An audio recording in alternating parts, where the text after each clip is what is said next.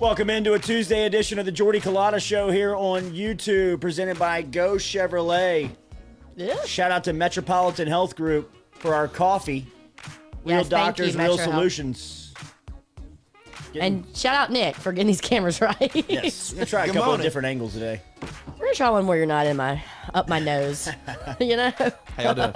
Everybody good? Everybody Good good? morning. Chilling. Pretty good. We Ribs, good? you got some announcements to lead them off with? I'm sure I do. What do you think? Hello, Something everyone. to promote? Yeah, I remember what we were talking about. We are now on podcast. We have been for a while, but just as a reminder, if you cannot catch our show live and you don't want to watch it on YouTube, you just want to listen, you're a podcast person, we are wherever you can find podcasts. That sound is brought to you by R&B Builders every single day. You can find us on Apple, Spotify, Google Music, Pandora. A bunch Pandora of exclusive. Pandora exclusive. We're on the ground floor of Pandora. Oh, good morning, sir. You've been drinking? Jeez. Tell me the alphabet backwards. B, Z.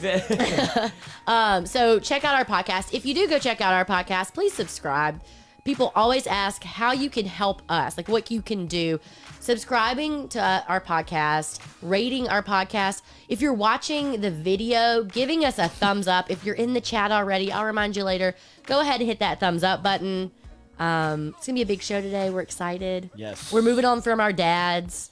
Not that we don't like our dads. Because No, the we dads love will our be back. dads. Dads will be back. Dad But, show. Dad show. We are going to talk to some coaches today. Will Wade and the crew getting ready for a matchup against your Bulldogs, Ribs, in Mississippi State on Wednesday night. You do know on Thursday. Well, tomorrow I'll obviously be sporting my maroon, but man, Thursday I'm going to ring that cowbell. Easy. So just know. So everyone's like, I won't be tuning in on Thursday. We live streaming? Are we? Should we? I think we're a halftime post game. We're a halftime Yeah. show. We're a halftime We're a show. halftime show. We're a Get the halftime blue show. light out. We're a halftime show. Blue light. I don't know, but I don't know what to expect. I truly do not. I mean, because Mississippi State, every time I watch them, they're like a different team, you know. Welcome to being an LSU fan. No, welcome to being a Mississippi State fan. Right, yeah. I think we're regressing. We will talk to Coach Wade about Florida's game and a possible replacement coming up for LSU basketball on the schedule. But we will also talk to him about the matchup against Mississippi State and Tennessee, the next two on the schedule for the Tigers. A excellent sit down with our friend Jacques Doucette and athletics director over at LSU, Scott Woodward, an exclusive that you heard on WAFB's YouTube station yesterday. We will cut up a couple of bites from that conversation and let you hear from him as Scott Woodward was speaking on a lot of subjects with Jacques, including the investigation that is happening right now into LSU athletics and LSU, the university. Right now, a federal investigation that was launched on Friday. The stability around Will Wade and the coaches and the hiring process for All about timing in this thing. for Ed Ogeron and the latest defensive hires and offensive hires and how much input that Scott Woodward and the administration had. So a really good sit down. Lloyd was able to dive into that sound and cut it up between Jacques and Scott. But we will hear from that coming up here on the Jordy Culotta Show. And then Paul Mainieri in the second hour, his LSU baseball team set to get going here shortly. We'll ask him about the long off season, about how anxious these guys, both players and coaches, are to get on the field. If you have a question for Coach Wade, if you have a question for Paul Mainieri, jump inside of the YouTube chat app. You can find us there. Just a hashtag, Ask Coach Wade, Ask Coach Mainieri, and we'll ask the questions to both coaches coming up here at 7:30, 8:30 respectively, and our questions. If you have questions for us, we will be doing that today at around 8 a.m.-ish. Just use the hashtag if you're tweeting at us, Ask the JCS Show, or put it in the YouTube chat. If you don't want to type out the whole thing in the YouTube chat, we get it. Just make sure we know that you're asking a question to us, and Nick will grab it and put it in our document. Good to see Whitney Bro in the app this morning, in the chat this morning. Some exciting news to be announcing here on the Jordy Culotta Show concerning Whitney. As soon as that is ready to go, we'll let you know about it. But a lot of cool things happening here behind the scenes. We appreciate everybody's interaction. Big news yesterday. Patrick Peterson could be on the move, and Tom Brady sent an apology text to Tyrann Mathieu after the game. ESPN's Jenna Lane was the first to report that Tom Brady sent a text message to former LSU star Tyrann Mathieu to apologize for the verbal altercation both players got into on the field during Super Bowl 55 Sunday afternoon. Following the game, Mathieu said in a since-deleted text message that Brady called him, or excuse me, since a deleted tweet, that Brady called him something I won't repeat. Brady called Mathieu the ultimate competitor in his apology text and said he knew he needed to match Mathieu's intensity on Sunday. He also told Mathieu he'd watched him since his days at LSU, praised the Honey Badger for his heart, calling him an incredible leader, champion, and class act. I don't like the move. I didn't either. Salt in the wound, dude. Man, he knows what he's doing. I kind of was I didn't feeling like it either. tan, cool Tom Brady who just like got in your face. And now he's like back to PR Tom Brady. Right, yeah. He got apologizing. And I get it. Look, maybe he did say something very offensive.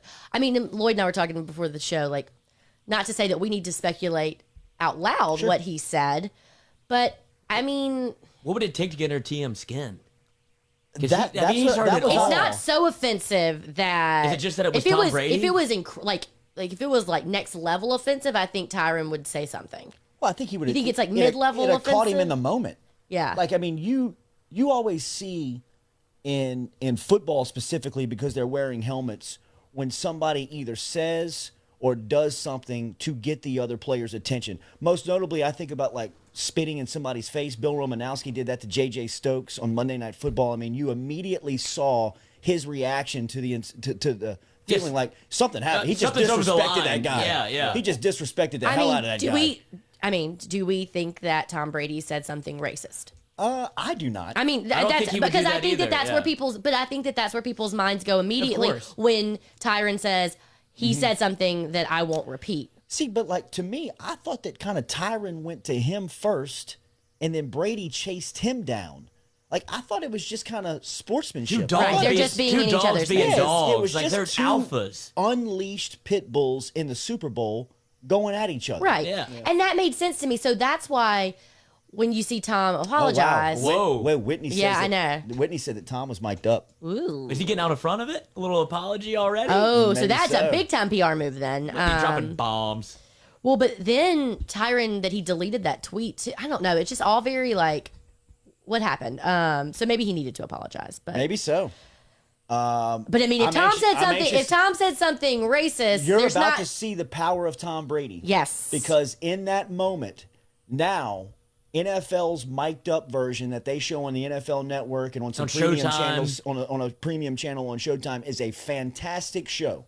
It is a great show. If you watch it every week, they just go around the league and randomly mic up players from games, and then they replay that sound. I believe, audio. Yeah, raw audio. I mean, you hear the cussing, you hear the back and forth. Everybody now will be tuned into the Super Bowl, the Super Bowl recap show of NFL Mic'd Up because of learning that Brady was wearing a microphone in that game, and everybody's going to be looking to that moment. If that moment does not exist there. on Mic'd Up on Tuesday night, Something I will happened. start to say that there is a possibility that he did say something egregious, possibly racist to Tyrann Mathieu that crossed the line, and that the NFL's covering it up. The NFL, if that's what's happening, since Sunday afternoon, You'll know. right now until that show launches, they got a big problem. Well, and so then you have people in here. It says, doesn't matter if he said something, racist. It needs to come out. I don't know if that's necessarily true. I mean, I've not played football before. Obviously, I've not been on a field. I imagine some stuff is said to each other, man. and I'm not saying that's okay, but like if we came out with every single thing that everyone said to each other, that would just be too much. I mean, there's like three things you can't do. Don't poke somebody, don't spit on somebody, and don't say something racist. But after that, all is fair They're and all love and pretty war. much, just yelling at each other out there. I mean, you hear just stories sometimes about like what people have said. In fact, gosh, I can't. Darius Slay. I saw it. Did I send it to you? That was just great. Darius Slay, that was DK great. Metcalf. Talking about DK Metcalf. I wish we could play it for y'all, but it wouldn't even make sense because every other word is beeped out. Yeah. But it's just like he's talking about them going back and forth on the field, and it's just like, that's things what you get want. said, you know? People love that interaction that you don't get to, because you can't hear the game when you're watching it. You know, you don't get that insider reveal until you watch the show on Sunday. Right. So you know they're just talking mad. oh, I know. And you're like, I wonder what he said. Yeah. I'm looking up. I'm trying to find out when the Super Bowl edition of Mic'd Up is going to air. Dude, they had to wake up early this morning. There's meetings happening right now. You have to Yes. assume, like, oh god, For because now if they sure. don't air it, it's almost it's a claim that it's that a you're cover-up. guilty. Yeah, it's a Yeah, it's a cover-up. cover-up. And Goodell and Tom go way back. They got good history together. Well, I mean, I think that the NFL recognizes a lot like the NBA did with Michael Jordan. That he's that a he's foul, the Michael? biggest superstar. Right. I mean, he's your biggest. He's your Certainly best now. player. I mean, he's your Yeah. most marketable player. And when there's things centered around that player that is controversial, it's always interesting to see how the money handles it. Yeah. Right. I mean, Suits. how the suits deal with it because. But maybe he didn't, you know? Yeah, maybe he did. Oh no. Yeah. Maybe but he it's fun said to something speculate, just yeah. like mid-level. You still shouldn't say to someone, but like, that is still offensive. If it's an FUB, then well. You know, Kind of disappointing at then this I wanna point. hear it. Oh, you know that. Then I want to hear you know it he's in because their I face, want to dude. hear in the raw emotion of the moment what Tom Brady is saying to Tyrann Mathieu after he hit him on a slant pass for a touchdown. It's 8 Mile in that. Yeah, you know? right. They're I mean, going like, back and forth. I want to hear what the back and forth is if it's nothing that is out of bounds. You know what I mean? If it's nothing that truly offended the other person, if it's nothing that they spit on somebody, if that it was a racist comment. And let me just say this before any of this stuff happens. I don't believe that Brady said anything Me either. racist Me to either. him. It's speculation. I mean, just by Brady's past, I mean, he has clearly shown in to the public. I don't know him, but that he doesn't come off as a racist. No, I I mean, mean, he doesn't. He doesn't Well, seem but- like it. living but a in lot his of people house. don't, you know. Sure, a that's lot right. of people That's true. don't. That's true. Not to say that he is. That's true. Someone said, Reynard said, Tyrann was so out of character. I've never seen him get that upset. He must was have said shook. something racist about his mother or his kids. Yeah, but- which that could also be a thing. That could possibly be a thing. But Tyrann was shook after the PI. yeah, they I mean, changed like, the game. It was He the never yeah. he never got back. If you go back and watch the tape after the pass interference call, which was a terrible call. I know it. You know, I mean, time for an interception plus 400. Yes, indeed. But after that play, he is walking towards the sideline official, and you can hear him yelling, like, let us control the game. Don't be a part of the game today, and the snap is happening. Like, he's Sure. so involved in talking to the referee that the game is happening over here, and it's rare to see him get caught up in that stuff. Even more rare to see the scene after the touchdown when him and Spagnuolo are going back and forth, and Spagnuolo can't kind of get up. You know, he can't get his He arms can't get his around- bearings back, He you know? just couldn't get his bearings back. He's running towards halftime, towards the locker room. You can see him barking. You can see him kind of talking to himself. And, I mean, we were saying out loud, I wonder what halftime is going to be like for Mathieu because, you know, I mean, I thought he was going to make a play. I thought that he was going to bail himself out because we've seen him do that so many times before. But he really never got out He of the just couldn't- funk. Yeah, it's like when you get on the golf course after hit one out of bounds. It's like you just can't get yourself back, and Yeah. he just was always shook after that. Yeah. it well, was. either way, it'll come out. It will. It'll- Yeah, I mean, I'm looking forward to the and mic'd up I- and edition I- of the Super I mean, Bowl. I guess we can all kind of take our chances. I don't Live know. stream. I think it's not. I mean, I think it'll be something. I mean, mom and kids could be a thing. Yeah. No. And that happens Yeah. a lot. Yeah, and You know what I mean? that's not to justify it, but Yeah. I mean, I mean, that happens at ancient athletes. while y'all are like twisting your knees and breaking your Snapping elbows, and Good popping Lord. Achilles tendons on a Breck Your mother. field with potholes. You know what I mean? That was your girlfriend. Oh, you think she's cheering for it now? Culotta? Will Wade coming up here in 15 minutes. We'll talk to the coach about the matchup versus Mississippi State. If he wanted to get back on the floor versus Florida after last week's game versus Alabama, the mindset of his team going in to this week as they play Mississippi State on Wednesday night and then a hot Tennessee team on Saturday. Daily, we're brought to you by Go Chevrolet. Remember, online at GEAUXChevrolet.com. Stop in and see our good friends Lee Carney, Nick Richard, and the crew down there. Michael Divinity is on social media yesterday as he sold a Camaro to some dude named Jordan down there. That's exciting. Shout out to Michael I Divinity. just saw a car. Shout out to that guy who got a Camaro. Yeah, go see Div and the crew down there at Go Chevrolet. Tell them you heard it right here on the Jordy Culotta Show. They are our exclusive sponsorship and our vehicle sponsor here on the Jordy Culotta Show. They drive us every day. They're fantastic guys. You can go down and see Nick Richard and Lee Carney online. You can stop in and check out all the inventory at GEAUXChevrolet.com. Some other news concerning a former LSU defensive back on Monday coming out as Patrick Peterson, 10-year, 7-time Pro Bowler, expected to part ways with the Arizona Cardinals as Peterson is 30 years old. Excuse me, I said 7 Pro Bowls, 8 Pro Bowls, and 3 first-team All-Pro campaigns since being selected the number 5 overall pick in the 2011 draft. God bless you, Nikki. He has made a Golf button coming soon. Yes, he made an instant impact. I don't know if you recall this, but I remember watching Pat's first NFL game versus Cam Newton and the Carolina Panthers, and he won the game with a punt return in his first NFL game. And He's in the Hall of Fame. That was so cool. He was dynamic ever since then. 487 tackles, 28 interceptions, 91 passes, defense, 2 forced fumbles, 1 interception return for a touchdown, and he played 128 consecutive games. And a couple completions in there. Yeah. You know, threw the rock, played a little offense. Yeah, that's Derek right. Stingley. He was a 8-time consecutive Pro Bowl selection, and from 2011 through 2018, I think the stat goes that Jim Brown, Barry Sanders, and Patrick Peterson are the only 3 members in the NFL history to make a Pro Bowl, make 7 Pro Bowls before the age of 30. If you want to check me on that, but I think it's Barry Sanders, Jim Brown, Patrick Peterson, the only 3 players in NFL history to make 7 Pro Bowls before the time they're 30.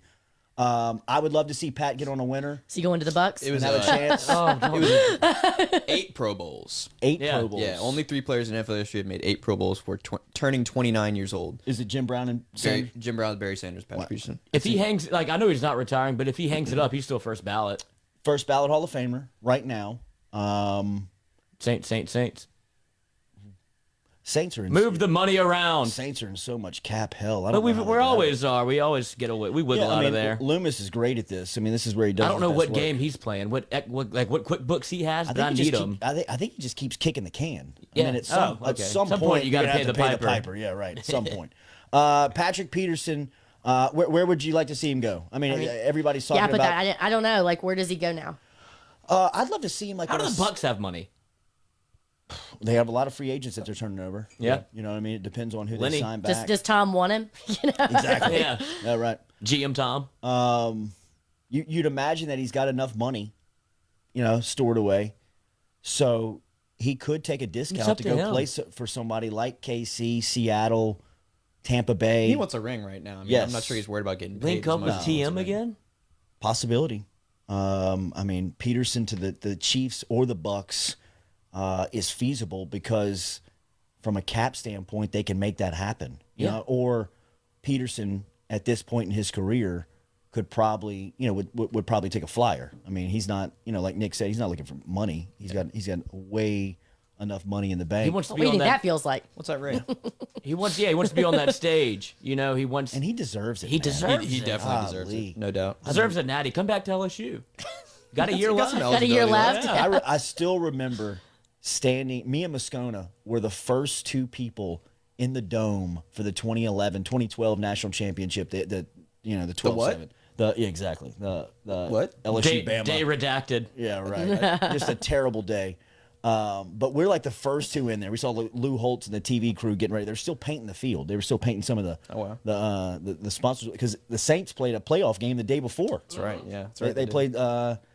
They played a wild card game the day before that versus Detroit. Detroit. Got to win. That's right. And so me and Moscona get to the dome probably 3.5 Way hours too early? before. Yeah, way too early. Just excited. Dressed, I guess, 4 a.m. coats on, dress shoes. I'm like, what are we gonna do? For the next 4 hours? I need a bloody, dude. Yeah, good. coach, let's go Miserable get out a here. drink. And finally, the teams start showing up, and they're starting to go through pregame. And when we walk by the tunnel before LSU takes the field, Patrick Peterson is standing there in street clothes with the entire team behind him. He almost looks like the head coach. Like they're about to take the field. And he comes walking out with them, and they start running out. And he kind of just walks out and kind of just creeps by the wall and leans on the wall. And by that time, people were kind of moving around, and somebody walked up to him, and I was standing close to him. And he almost had tears in his eyes. You could feel, I got chills thinking about it. He was standing there with his back, wishing. like he would have been a senior. Yeah. There was no chance he was coming back. But I'd imagine during those times he was probably thinking, he probably looked at the team and thought, they're going to be really good next year. Yeah. You know what I mean? When you look at guys like Eric Reed and Tyrann Mathieu and the running backs that they had on that team and the offensive line that they had on that team. But I remember that moment watching Peterson, and you could tell, like, when somebody asked him specifically, it was like, how bad do you want to be out there type question. I mean, it was like he was about to break down and cry. Where's that 7? And he told us after the game that it wasn't as much being out there playing with his boys and playing with his teammates, because, yes, that's what he would want. He just wants a shot to play for a championship. You know what I mean? He just wants a shot. You think about it, being that good at your job, right? I mean, he was the number 2, 3 recruit in the country coming out in 2007. Yes, the number 1 defensive back in the country. Shakes everybody in the state of Florida, puts on the LSU hat. A huge day for LSU. But he doesn't play for anything when he gets here, right? I mean, I'd say his biggest win was the Cotton Bowl, his last game. Well, what a game, though. When he was him really and Tyrann, that's when Tyrann showed, that's when you got a glimpse into absolutely. what was going to happen. Absolutely. That whole crew, Eric Reed had a big game that day. But then he gets to Arizona, and they get close with that Carson Palmer team. With the Carson Palmer team, but they can't break through. And no fault of his own, It's not. Yeah, right. Know, I mean, I'm doing my job over here. He had a pick 6 in Yeah. the NFC Championship game that got called back. But he's just never been able to break through and get to that ultimate stage. I wonder what it's like for an athlete that's good and has been that good your entire life. Always a bridesmaid. Always been there, right? I mean, you're always at the top of every list. Good looking. A good-looking bridesmaid. And you just can't get to the top. I would say that he's probably telling his agent, there's 3 teams that I'm going to. And you just watched 2 of them. And you just make that happen. Yeah. Whatever the number is, whatever I got to do to get there, I got 3-4 years left in this body at this level. Get me to a ring. And this agent's putting his head in his hands going, we could get so much more money. I remember, it's funny you say that about seeing him at the national championship, because the video I took at the national championship at pregame, when I'm marching off the field, he's like right on my right. I'm telling you. And you can see a look in his eyes, like he's just like looking around. He's got some kind of, it's just like. He's got LSU love forever. It was, yes. And somebody said in the I chat. still see him. He had the jeans and the white LSU coach's polo on. I mean, like I can still see him clear as day. He's almost like just taking it all in. He's not saying anything. He's just kind of looking around, but you can tell he's thinking, I should be out here. Yeah. Could you imagine if they put him on that team? Oh my God, it'd be like putting Devin White on the 2019 team. I was about to say. But White, same feeling but too. White was closer to coming back. I mean, you talk to people closer around that situation, Panamsky, Ogeron, like they were like, you have to go. I can't let you come We here. cannot allow you to come back. We're going to get I investigated. mean, if you come back and you do something, you are forfeiting lifetime generational money, man. And it's crazy to think about how good he would have been on that how good that 2019 team would have been with Devin White, because he really wanted to come back. Where's Patrick Queen fit in? Who was a dog? Patrick Queen's back on this team. Right. If Devin White comes back. Yeah. You know what I mean? Because he doesn't have the ability to showcase how good he is. Be a first-round pick. Exactly. So, I mean, just give you a little insight of those guys. Devin White's finally, I mean, he's there. He's got the ring. 2 years in. I mean, White potentially could be one of the best linebackers. MVP, Devin White? Ever. Do you think there's a possibility, now that we've talked about how much Patrick Peterson likes LSU, maybe a little DB coach down the road? Sure. I think he would turn the tires Have you on ever that. met his dad? I mean, his dad is a. Who do you think I am? I mean, he's a lot like. Who do you think I am? Lloyd's running around meeting dads. Yeah. But I mean, like his dad is a coach. I mean, his dad is a. Oh, coach. he's a speed guy. Yeah, he's a speed guy, and he coaches him up. And he's a lot like Coach Sting. I mean, he's been coaching Patrick since he was, a young kid. And Avery. Yeah, and now I mean, he's watching everything that he knew was going to happen. Daily, we're brought to you by Janson and Spillers. Tell them about what we got going on. Yes, we got one more day. So we have a giveaway from Janson and Spillers. It is 20 units of Botox and a teeth whitening kit. What you do to enter is go to all of our social medias, Instagram, Facebook, Twitter, like us on those social medias at Culotta Show, and then send us your worst date story. We've gotten some good ones. There's some vomiting in cars. Yes. There's some pimple popping. We've gotten all across the board. But you have one more day to send us those bad date stories, and we will read some on air tomorrow, and we will pick a winner. So if you have not, go ahead and enter that. Brought to you by Johnson and Spillers. Kevin, if you're listening, please just enter one of our bad date stories. It turns out I'm we're trying to all- win this. We're all pimple fiends. We're like, yeah, give us a pimple That story. kind of is Yeah. like, that's a little satisfying. Little perverts in Two here. locations for the Dennis Johnson and Spillers, as you can find them out in Prairieville, and then of course in Baton Rouge is where you can find their second location. Shout out to Dr. Johnson and Dr. Spillers for their support of our show here on the Jordy Culotta Show. All right, Will Wade and the crew going to play against Mississippi State here. You guys talk amongst yourselves here as I will get Coach Wade on the phone. Oh, we got to Bluetooth it, brother. Oh, Maybe we should go to an ad. yeah. Let's go to an ad. We'll be back. Oh, they can do that too. The Jordy Culotta Show is powered every day by Go Chevrolet, online at GEAUXChevrolet.com, located in LaPlace, Louisiana, with the greatest selections of new and used Chevrolet vehicle inventory. Over in LaPlace at Go Chevrolet, they have the latest models in stock. They provide financial assistance to both new and used car customers. Stop in today. It's a convenient stop, whether you're going to New Orleans or coming from New Orleans to Baton Rouge. Stop in and see Lee Carney and Nick Richard at Go Chevrolet, online at GEAUXChevrolet.com. If you have water, mold, or fire damage, you need to get in touch with Advana Clean today. I tell the story all the time. On Christmas Day, I woke up with what I thought was water damage in a room. I gave my friend Bradley Lynch a call at 225-369-5228. And on Christmas Day, 20 minutes later, Bradley was at the house diagnosing the problem, and he was back with his team to clean it up. Find out for yourself online at AdvanaClean.com. That's at vanaclean.com. ADVANTA clean.com. Johnson and Spillers Dentistry with two locations, one in Gonzales and one in Baton Rouge. Stop in to see them today.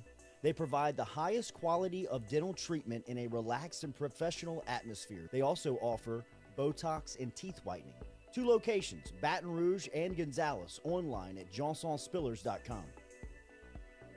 Lanois Agency, online at LANOIXagency.com, helping you today with Baton Rouge auto insurance, home insurance, flood insurance, or business insurance. Get in touch with Randy, Brian, and David, 749-5640, or you can shop them online at LANOIXagency.com. This is a personal testimony from me. They handle all of my insurance, whether it's my home, auto, flood insurance, business insurance. They're the best, man. They're my insurance agent, but they're my friends first. Online at LANOIXagency.com.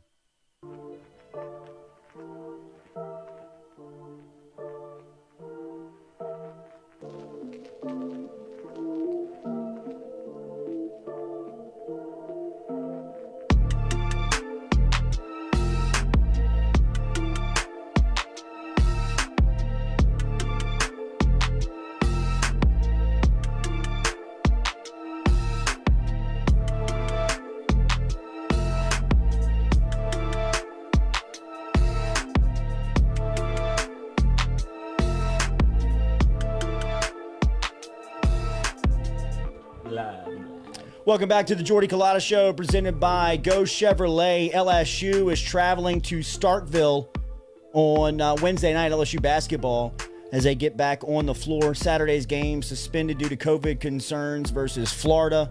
I know Coach Wade and his crew have been working to get things back on track. He's joining us here on the Jordy Culotta Show. Coach Wade, good morning. How are you? I'm doing well. How are you? Doing good. Thank you for your time and being back here. Tell me about some of the practices. I know you guys have been working hard. What's your group in? How have they been responding?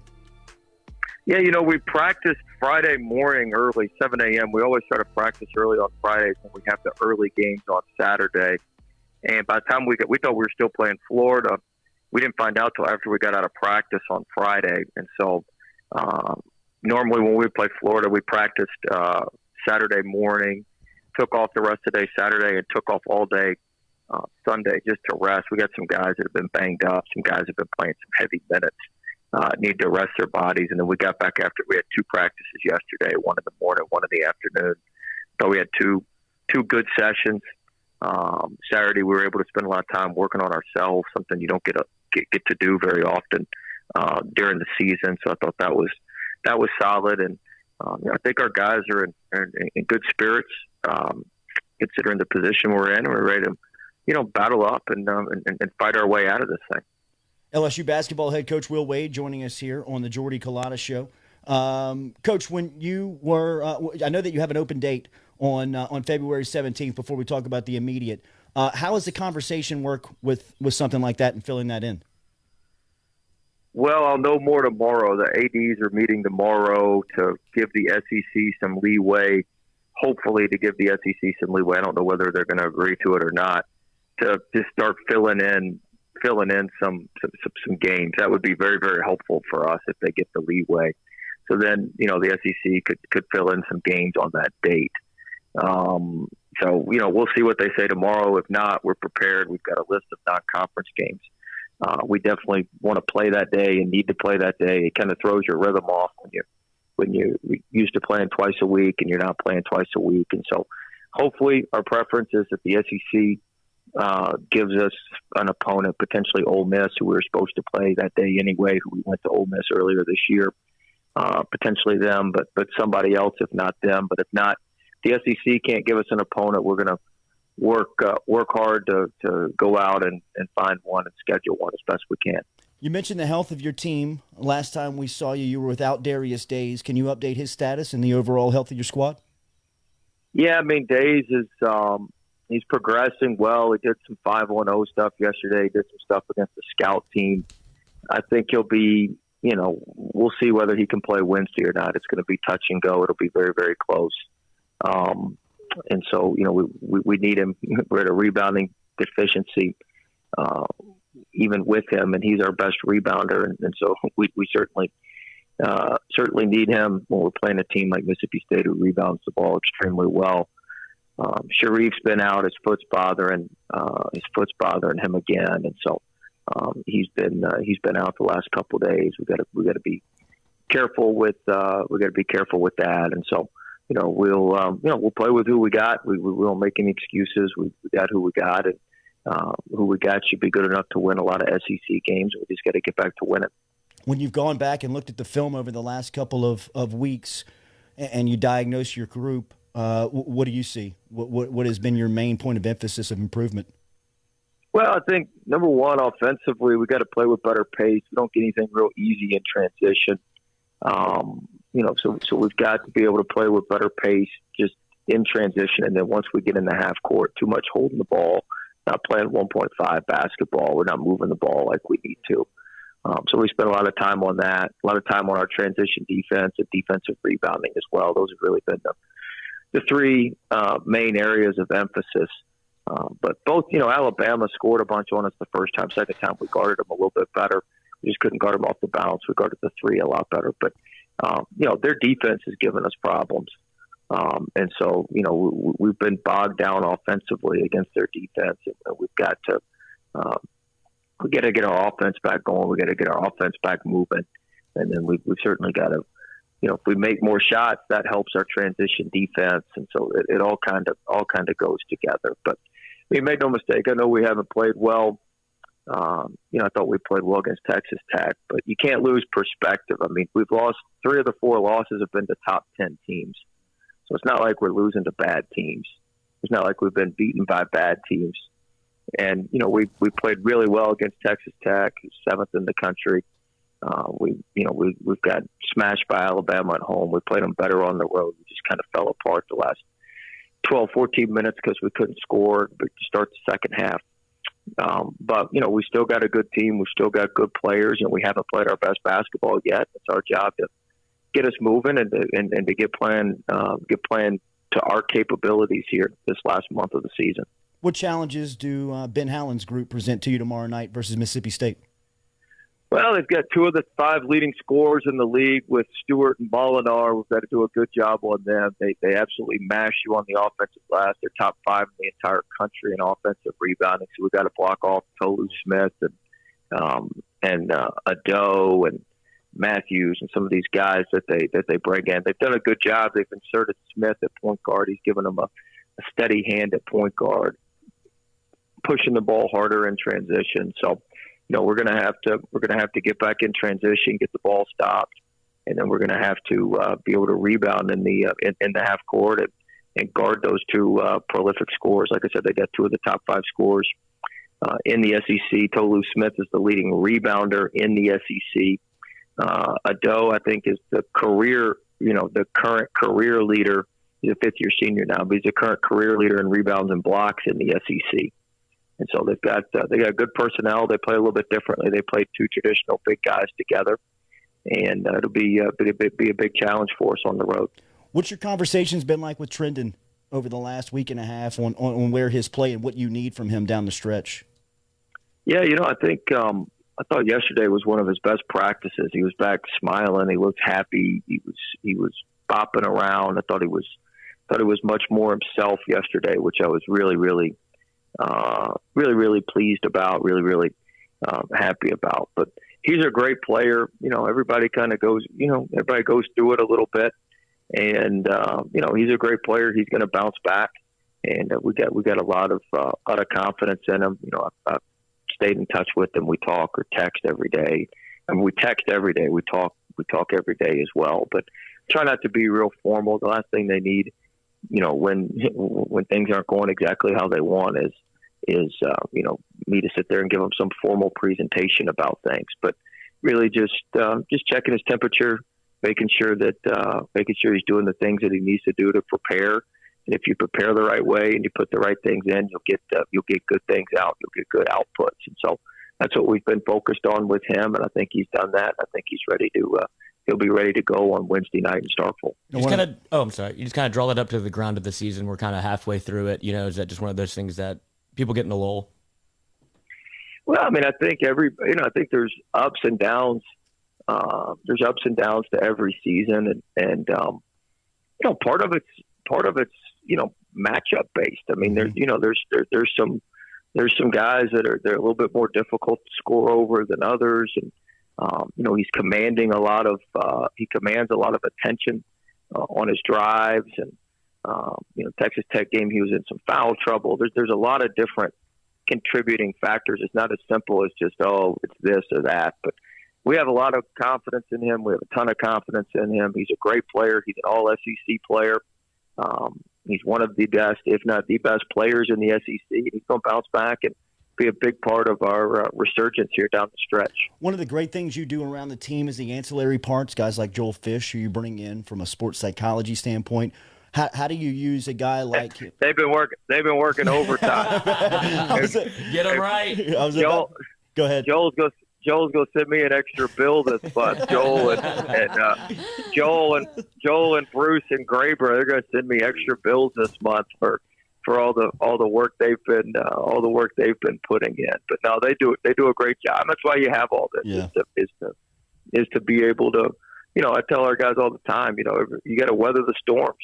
You got to weather the storms. Everything's not smooth, and that's just not the way life works. That's not the way a season works. You plan for it to go a certain way, and it never goes that way. So that's the fun of it. That's the exciting part. That's the opportunity in it, and we're excited down the stretch here. We're excited about our team. It'd be different if we didn't have a good team. We didn't have good players, and we were just kind of having to hope. So this is about us reaching our potential and us playing at our potential. If we do that, we're going to be just fine. And so we don't have to rely on a lot of outside factors, which is a real positive in this thing. It's on us to get it fixed. It's on us to get it corrected. It's on us to get better. It's on us to improve our habits. Those are all things that are in our control. We don't have to have anything that happens out of our control for us to finish strong here.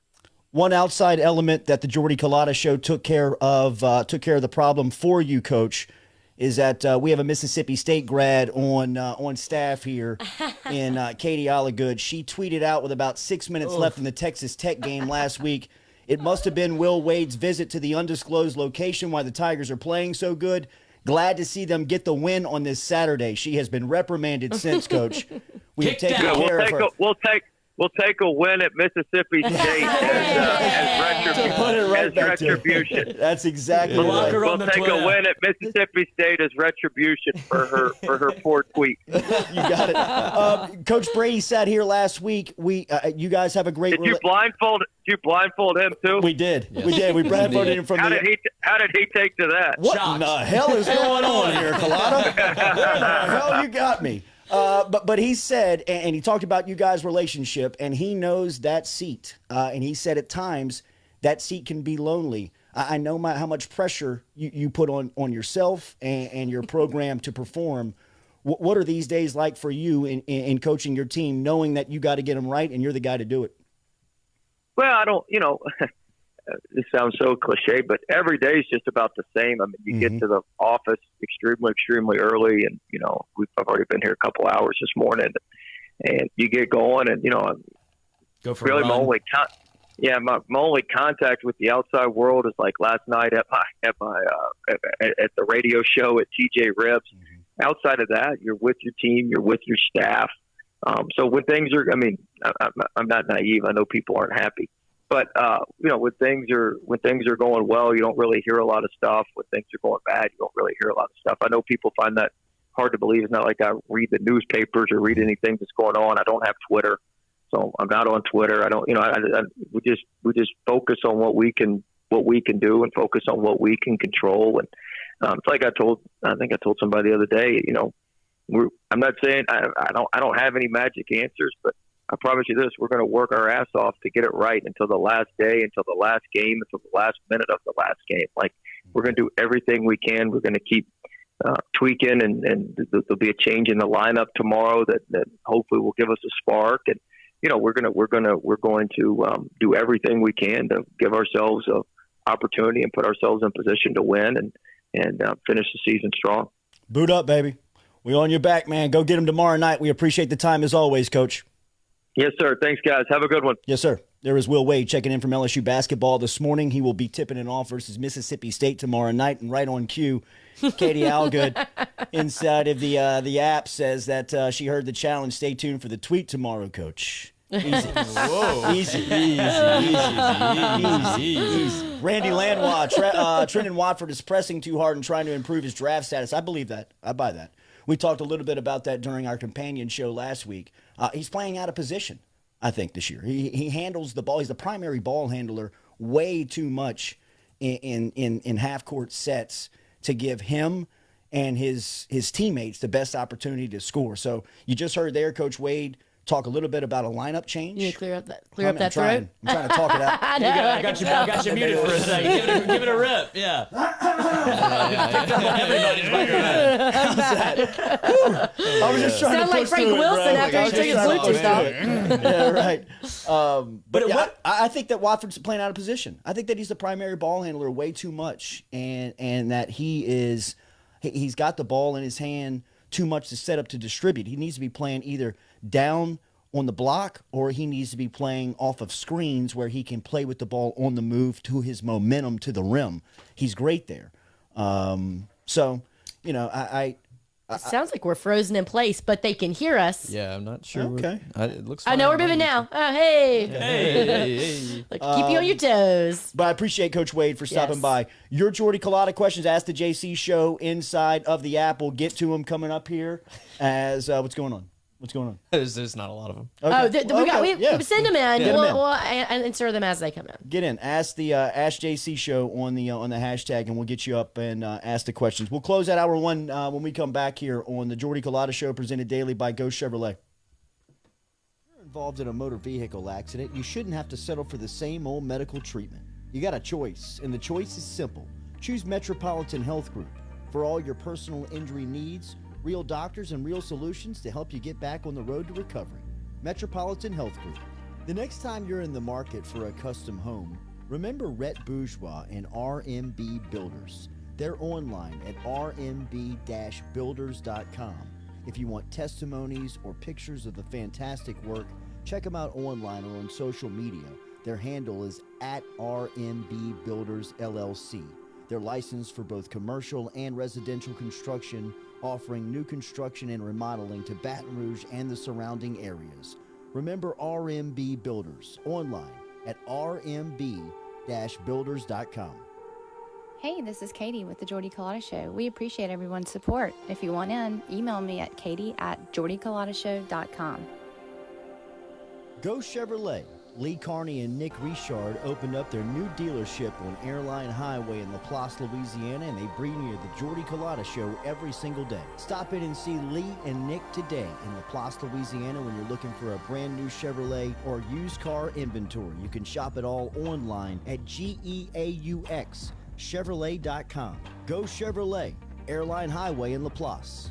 Make sure and subscribe to the podcast wherever you get your podcasts. Apple, Spotify, Amazon. We're there. Daily brought to you by RMB Builders. Shout out to Rhett Bourgeois and the crew. RMB-Builders.com.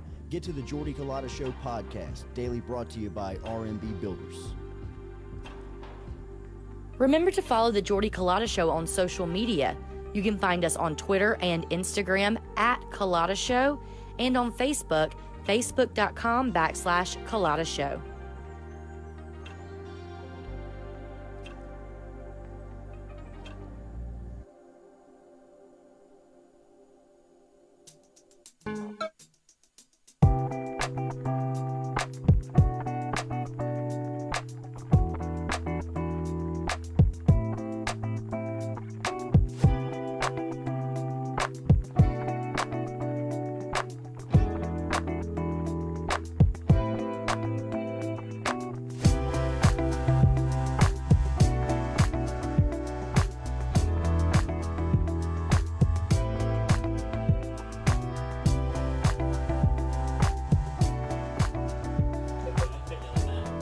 Welcome back here to the Jordy Culotta Show on YouTube Daily. We're presented by Go Chevrolet, Johnson Spillers. Make sure you are a part of our great giveaway.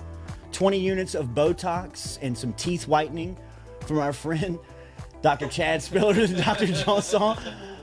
Phil's Oyster Bar brings you that conversation with Will Wade. Every time we talk to Coach Wade here on the Jordy Culotta Show, Phil's Oyster Bar presents that. Remember, you can stop in today. Great lunch specials every day with Anthony and the crew. We're over there today. Yes. We've got lunch at noon with... Oh, do we? Yes. Do we? No, you don't. Back in the closet you go. That's right. That's right. So we'll be over at Phil's today for lunch. I'm definitely going to be on the raw oysters. Their raw oysters are fantastic and have been for the last couple of months. If you're into them, go stop and see them. And your Jordy Culotta questions coming up here. Yeah, y'all been doing good. Y'all have gotten some in really quick. There's a good question in the chat. Andrew Brister wanted to know if we are in podcast form, and if we are, where you can find us. Yes, we are in podcast form, brought to you by R&B Builders. Literally anywhere you listen to podcasts. I mean, I have hit all the spots. Google, Spotify, Apple, Podbean, Pandora, Amazon. Just search the Jordy Culotta Show. We should pop up. You can listen to us daily. It looks like one of our cameras is frozen. Either camera one. Oh, let's just go to the wide shot. Try the Wide wide shot. shot and see if that gets us back unfrozen. That might be the play. No, I here. think that we've been moving. This one's just frozen. I think our TV's frozen. Really? Okay. Yeah. Okay. No, I think we're. Oh, frozen, refreshed our YouTube. I got an ad. Bam. Me too. Yeah, we got ads mine. now, y'all. Also, if you're listening and watching our frozen faces, hit the thumbs up. Please. Yeah, sure. I think it's not that'll the get our worst video stuff. Oh, going. wide shot's not frozen. That'll get our video going. There we So we're going to get into these Ask the JC Show questions. Y'all ready for this? Yes. Hit me. Okay. We got real quick. Promote ahead. Paul Mainieri is going to be here at 8:30 this morning. We'll talk LSU baseball. If you have a question for Coach Mainieri and you want to hear something specific from old number one, let's use the hashtag AskPaul, PAWL, and we will get your questions to Coach Mainieri here. Old number one will be here at 8:30 this morning. What you got, Ribs? All right. Brenton Burkhalter. How do we win Wednesday against State without Days and O'Neal if they're top 5 in the nation in offensive rebounding? I don't know how we do it. When I heard that news about Sharif O'Neal, Wasn't great. I looked at you real time. I didn't know what was happening. I was like, I gave you a sign. I think you thought something technically was happening and going wrong, but I was more reacting to the fact that Sharif is now dealing with more foot issues. and could be out tomorrow night. It was good to hear Days was getting some run in practice yesterday, but without those two and the ability that Mississippi State has proven to show on the glass, a lot like Coach Wade just talked about, a lot of Trendon Watford's struggles have been about matchup, just kind of one-on-one matchup. This seems like this would be a terrible matchup for LSU, specifically if Days and O'Neal are out. Rivs, I would like the home team at this point if no O'Neal and no Days get off the bus for Just LSU. remember, you're still playing Mississippi State. It's fair. I've got to stop We gambling. love to lose a game. I've got to stop gambling on the live stream. It's I'm just a net zero here. I'm trying to do entertainment, and it's just nothing happening. Before I get to this next question, can anybody else hear the birds in their headphones? Yes. Yeah. Yes, I sir. feel So like I'm a cool. Ross Dellinger interview right now. love it. Yes, I almost kind of want to open the door. Is it too Okay. much? No. See, that's why we need other people to make decisions. We've already gotten reprimanded on our live stream, dude. Yes. So Doing it again. NyQuil is still No, we're not. wide. When's the last time you punched someone? Oof. I don't know that I've never in an actual physical altercation punched Have anybody. you pulled hair? No, I mean I don't. Okay, let me back up. I've never gotten in a fight, like a physical fight. Yeah. I'm sure you have, Jordy. Last one I was in was probably like 24. Yeah, that's 25. about right. Yeah, but after that, you got to hang it up. I mean, Yeah, what are we right. doing here? The life's coming in a different You direction. might have some assets you might get sued for. You know what I mean? Depends what they say at the Agent Athletes. Yeah, right. Yeah. I feel like I got into boxing for a little while though, so I feel like if I needed to punch somebody, I remember Wow. that, Ribs. You got- were over at UFC with Gabe Miller and his crew, and I still love going there when I she was all can. jacked up. She'd come in the morning, bro. I mean, I was You like, say something to me? good lord. I wasn't that jacked up. I mean, I was just very in shape. Just shredded. I was I know you shredded. about to do this But live read. Well, and I've done all sorts of workouts my whole life, and I've never felt as in shape as when I was boxing every day. It's full body. yeah. Yeah.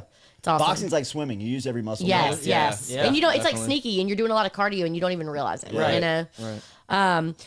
Now that you're off and running, I what's want a the pool. Can we get a pool at the end of this okay? location? Yeah, Calm yeah, down. of course. Okay. Put it in We're here. We're like a lap pool right I got a outside. guy. Just talk it out. Just put it in Yeah. the, just put it in the universe. Put the squares to good work. That's right. Now that you're off and running, what's the end goal for the JCS network? The moon. Excellent question. Yes, it is a great question, and we're still figuring out how we're laying out the network. We've had some real positive meetings on getting that going, but really, we want the goal to be to collect talent, personalities, unique personalities, put them all under one umbrella, and let them run and do what they want.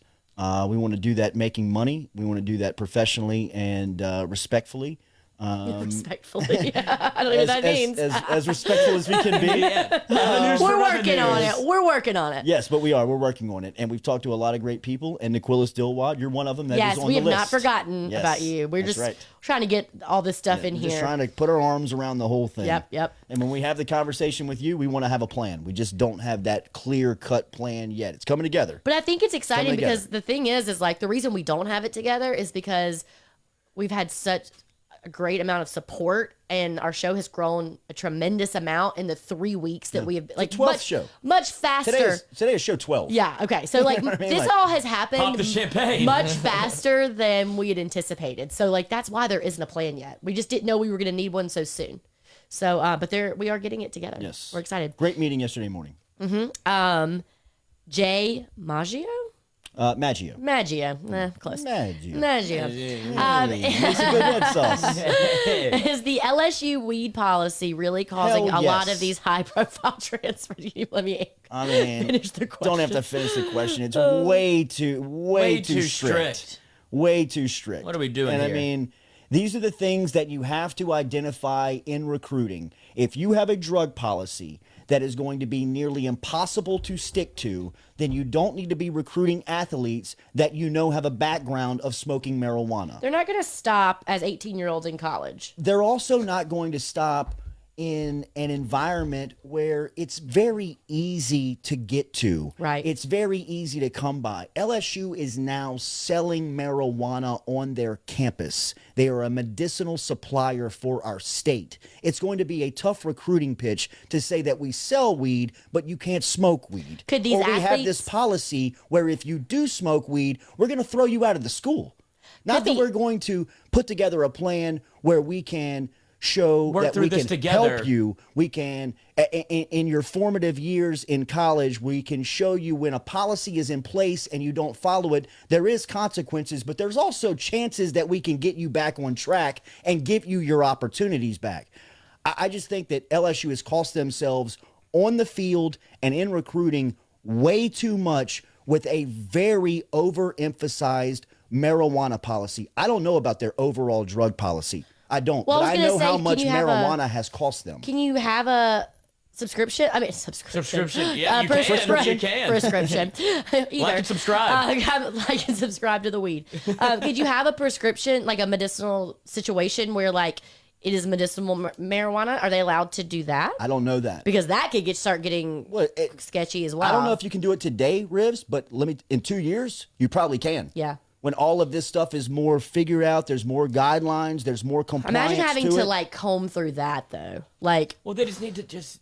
And there's a reason that these cats are leaving and going other places because it's not a big deal there. You don't think Yes. that's the first thing they're saying when they call them? Man. Like, you know, dude, you don't have to worry about that here. Look, man, just go drop back it. and look at the drug policy when Nick Saban was here for 4 years. And that's the first and conversation look at he the, has. and look at the people that he moved out of position to make sure that that policy was happening every day. And don't think that that's not in place at Alabama. Right. Don't think that that's not in place at Texas A&M where Jimbo Fisher saw him do it at LSU. Don't think that's not in place in Georgia where Kirby Smart saw him do it in Tuscaloosa. Florida. Everywhere, man. Dan Mullen's doing the same thing because he was under Urban Meyer, who had, look at their drug policy. Look at the locker room when Urban Meyer so just left. Look at LSU. their rap sheet. You don't want. I mean, you're not trying to create that. You're not trying to Right. create that. But you have to understand what you're recruiting. That has been my biggest. That's my argument, man. If you're going to have this drug policy in place, then why the hell are you recruiting Tyrann Mathieu? Right. You know what I mean? Tyrann Mathieu told the story. His grandmother was smoking joints, folding laundry when he was growing up. That's just the the culture. environment that he grew up in. So when you ask him to come here and just stop smoking weed or we're throwing you out, I know that Matthew is it is, and it's an example that he abused the policy. But Tyrann Mathieu would never have gotten thrown off the team at Alabama. Tyrann Mathieu never gets thrown off the team at Texas A&M, and I know what it did for his life story, but when you're into winning football games, you can't have a marijuana policy that costs you on the field like it does at LSU. The potential Heisman winner. Yeah, right. Best guy on the squad. Bro, What are we doing? you know, I mean, we could go into more. We could go into more. Jordy's out of stories. breath. We could go into more stories. I mean, It's just- there's more players. You know, I mean, but that's a joke. Eddie Lacy's texted about China food. What do you think he's doing? You think he's sober doing that? I don't want to The go into man's names, hungry, but I yeah. mean, think about the players that have gone to Alabama and the ones that have come to LSU. They're all recruiting the same people. They're all recruiting the same athletes. You know, and the fact that LSU is suspending guys for marijuana in the way that they do, it hurts you. that's my would be my argument in-house. If I was able to speak to the LSU compliance group, what's our goal? Is our goal to push LSU to achieve and to make sure that they are accomplishing? I don't want to have a policy in place where we're not going to follow it.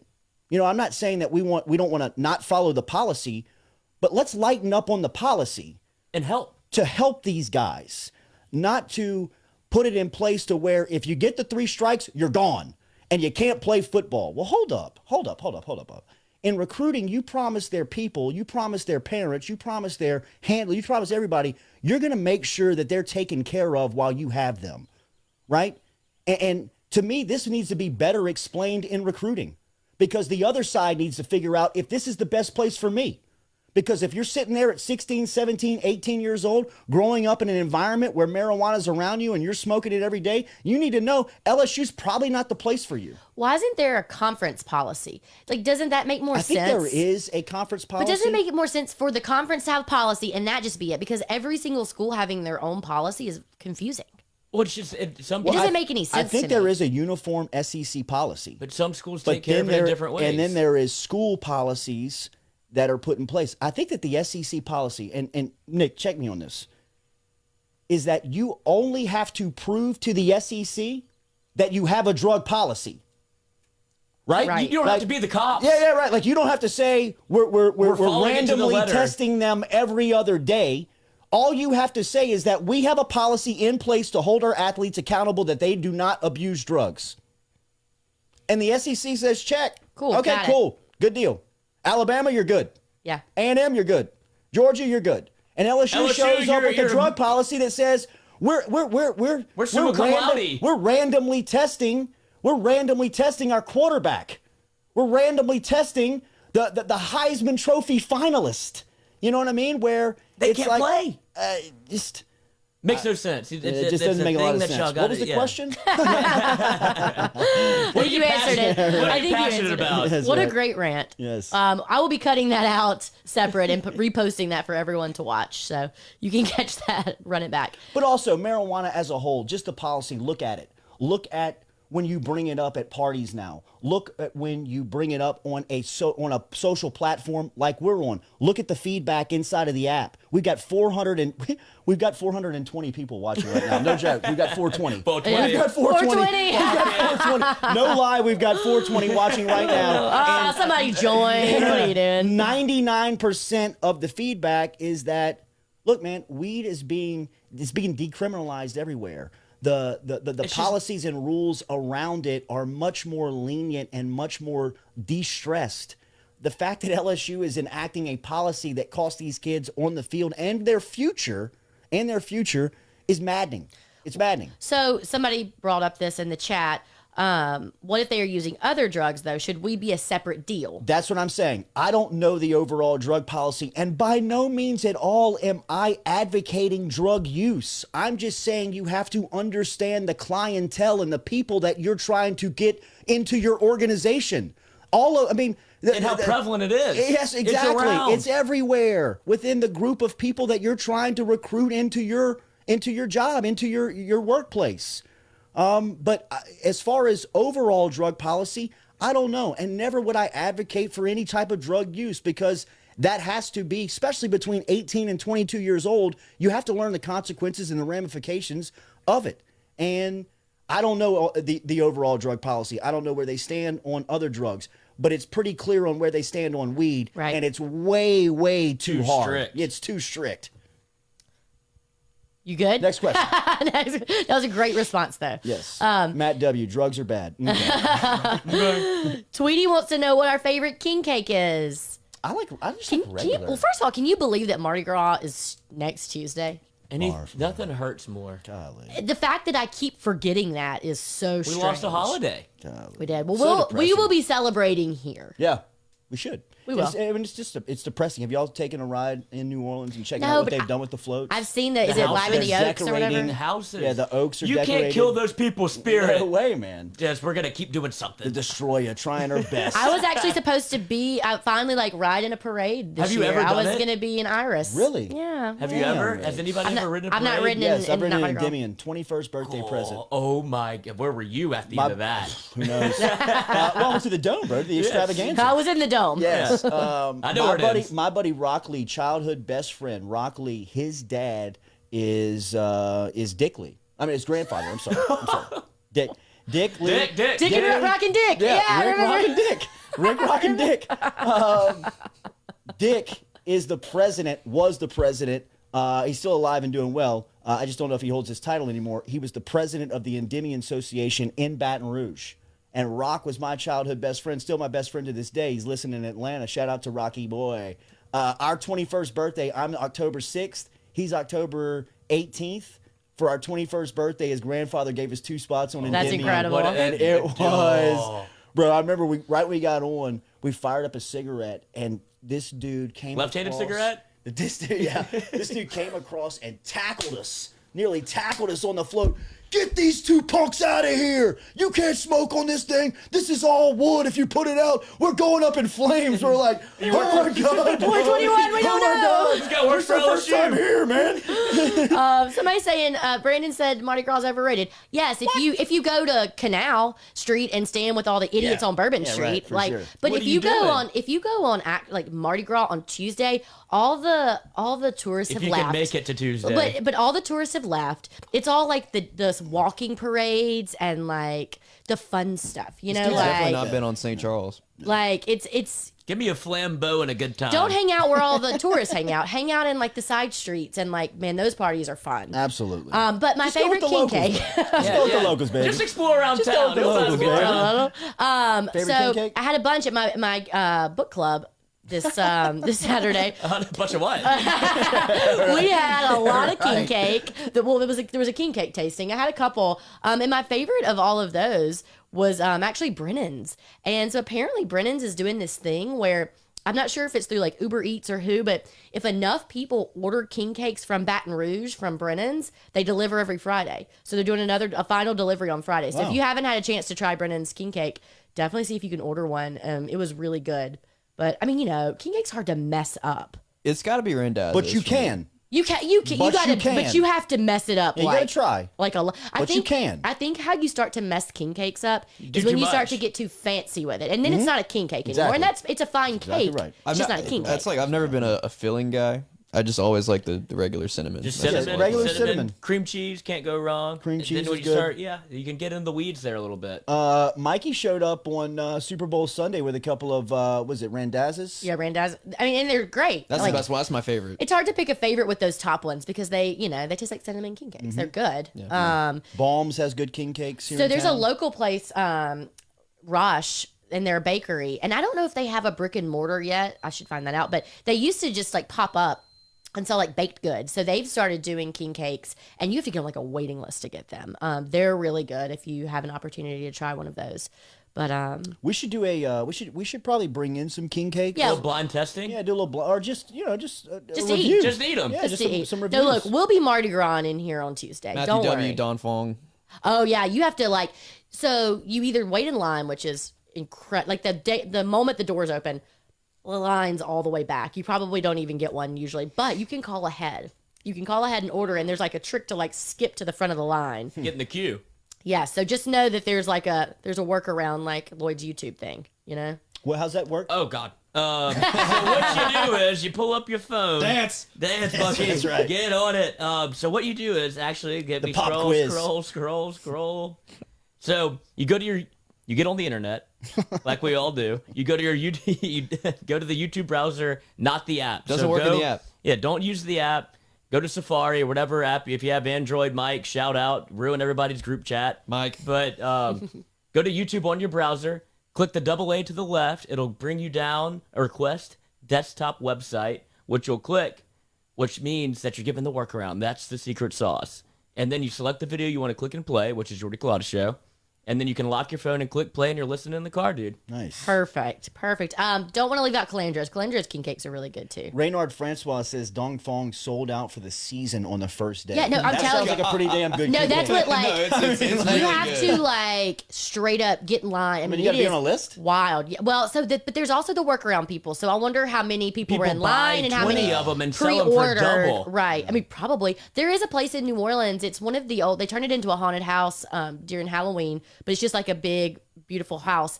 During Mardi Gras, someone opens it up and sells different king cakes. So they work with the vendors and get their king cakes there, so you can buy a bunch from different places all at once. I feel like the secondary market for a Don Fong king cake is like That's what I'm Jordan's. saying, yeah, How they're- people like buy it on launch day. We'll see if and we then can they get sell a 'em for, couple. Like 200 I more. want to get Don Fong on this show. I want to find out what his secret Just gonna be a is. block number that shows up. just a black screen. Yeah. Black screen. Redacted. Next Muffle the question. voice. Tom Graining. Also, congrats, Tom. We are going to get with you on your merch Yes. that you won. How bad do y'all really think the investigation will be? Also, are y'all going to invite us down for lunch? Two-part question. I'm assuming he's talking about the LSU investigation. What was the second part?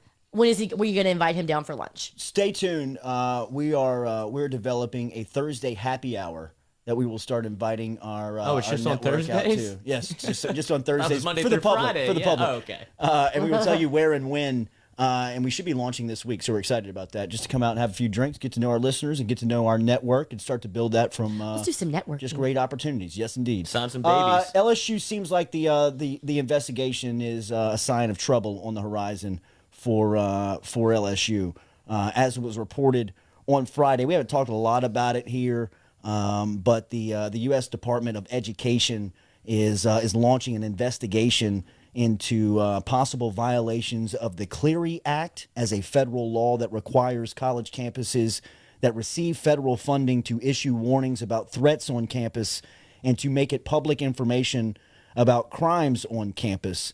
A spokesman, Ernie Ballard, told The Advocate last Friday, this week LSU was notified by the U.S. Department of Education that they'd be conducting an on-campus crime program review related to the Clery Act requirements. He went on to say that campus safety and the well-being of those at LSU is always the top priority. This is much more than the NCAA investigation that a lot of people are familiar with, that are diving into the investigative reporting on on Darius Geis, on Drake Davis, on some of the sexual assaults that they were being accused of on campus. This department's review will dive into the full university, Greek life, student life, athletics. LSU was asked to turn over 26 different types of records from between 2016 and 2020.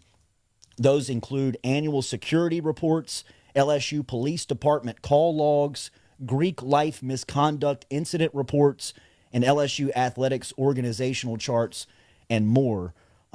This does not seem like it is going to end well. This does not seem like this comes at a time for LSU where they have really the time to focus on this just singularly, because they've got all types of stuff happening around them.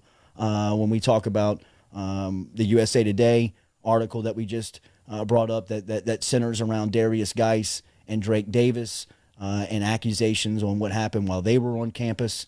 So this does not seem like it is going to end well for LSU because of the timing and the allegations, because it seems like there was a lot of smoke around that USA Today investigation. Now this is billowing smoke from a university standpoint, and it's just getting wider and wider. And where we say in our business, or where you say anywhere, I mean, where there's smoke, there's usually fire, and there is a ton of smoke coming out of LSU's like a papal state office here right now. I mean, and the thing is like we can't say much about it, only in that, not because we don't want to, just because we don't know.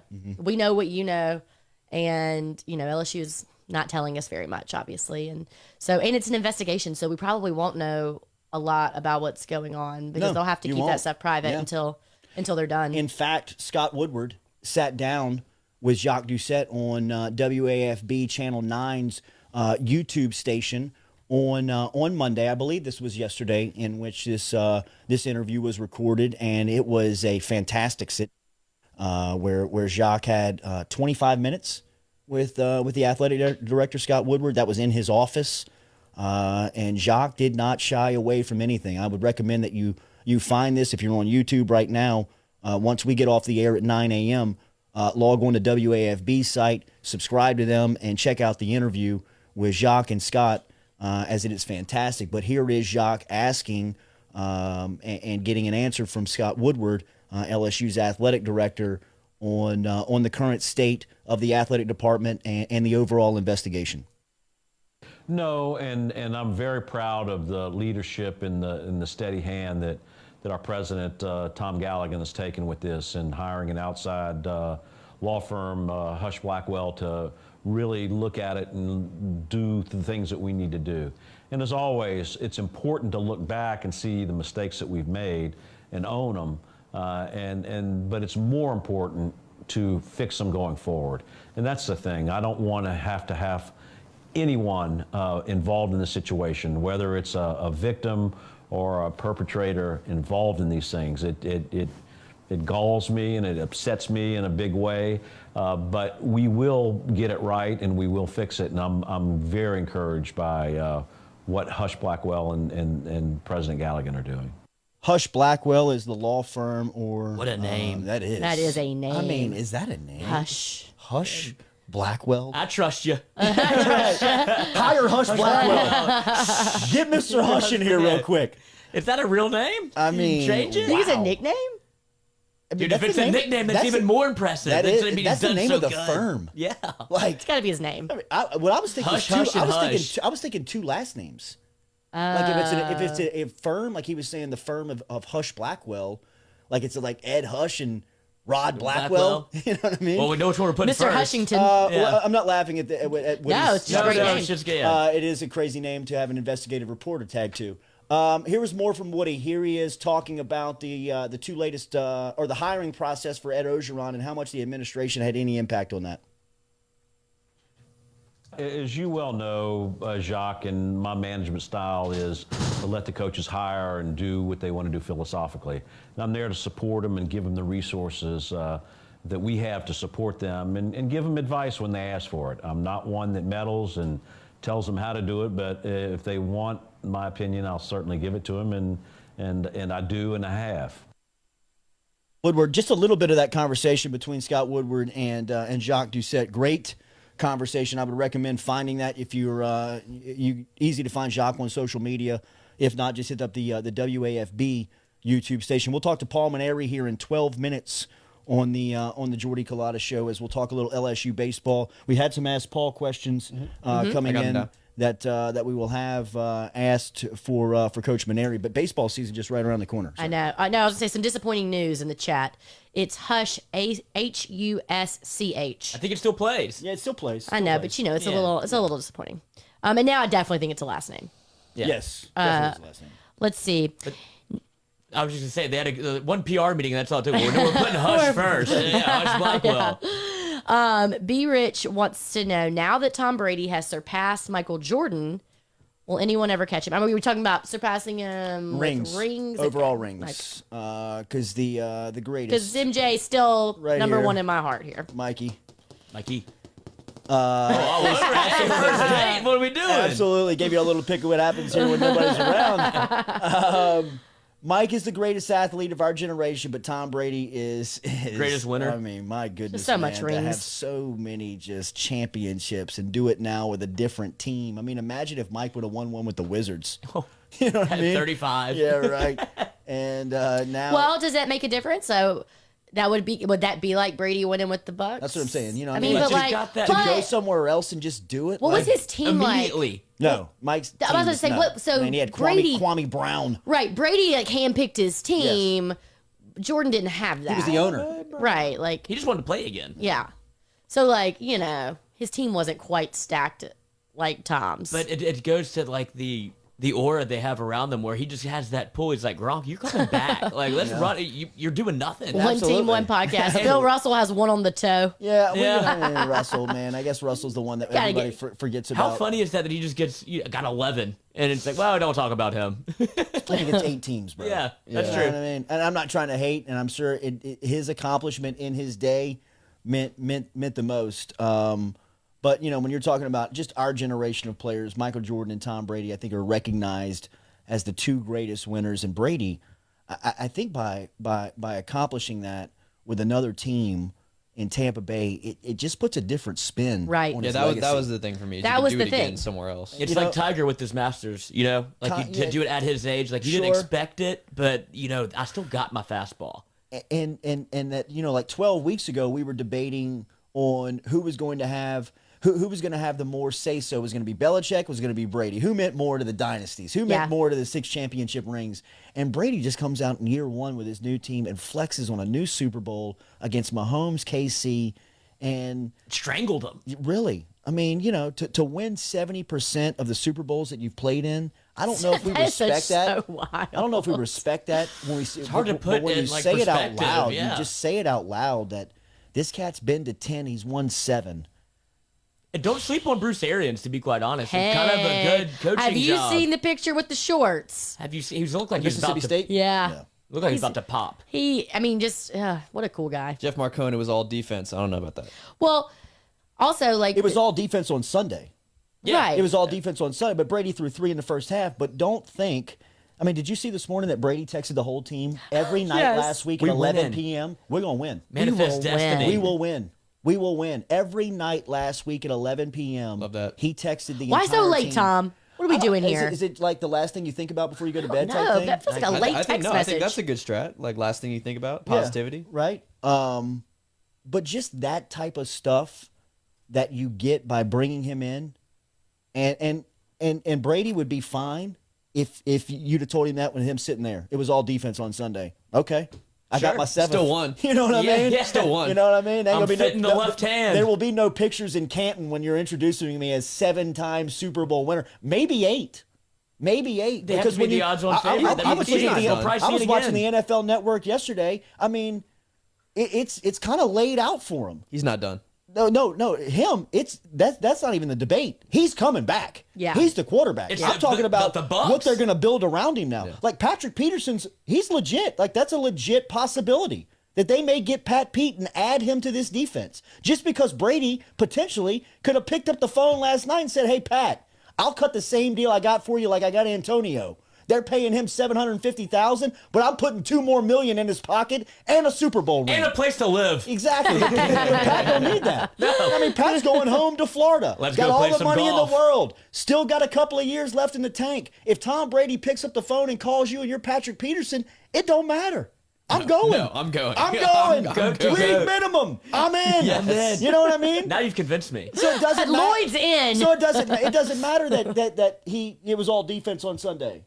You know what I mean? That's why you got him. Mm-hmm. That's why, I mean, Antonio Brown could have gone and played. He spent all offseason catching passes from Russell Wilson. Russell Wilson's telling Pete Carroll, we got him in the bag. He's coming to Seattle. It's done. Brady says, what? What? As soon as he becomes eligible, he's living in Brady's back house. We can make phone calls. In A-Rod's back house, right? Derek Jeter. Oh, Derek Jeter. Get you a basket on the way out. Lloyd sent us a funny video of Brady and Gronk afterwards. The first time they saw each other, like after the game, like they like embraced. Yeah. They're like, "We did it," you know. Gronk is just so likable. Two tutties. I saved it for the Super Bowl. They're just so love likable. Gronk, I man. do too. I really do Gronk. love him. I hope that Brady introduces Gronk at his Hall of Fame speech. Oh yeah.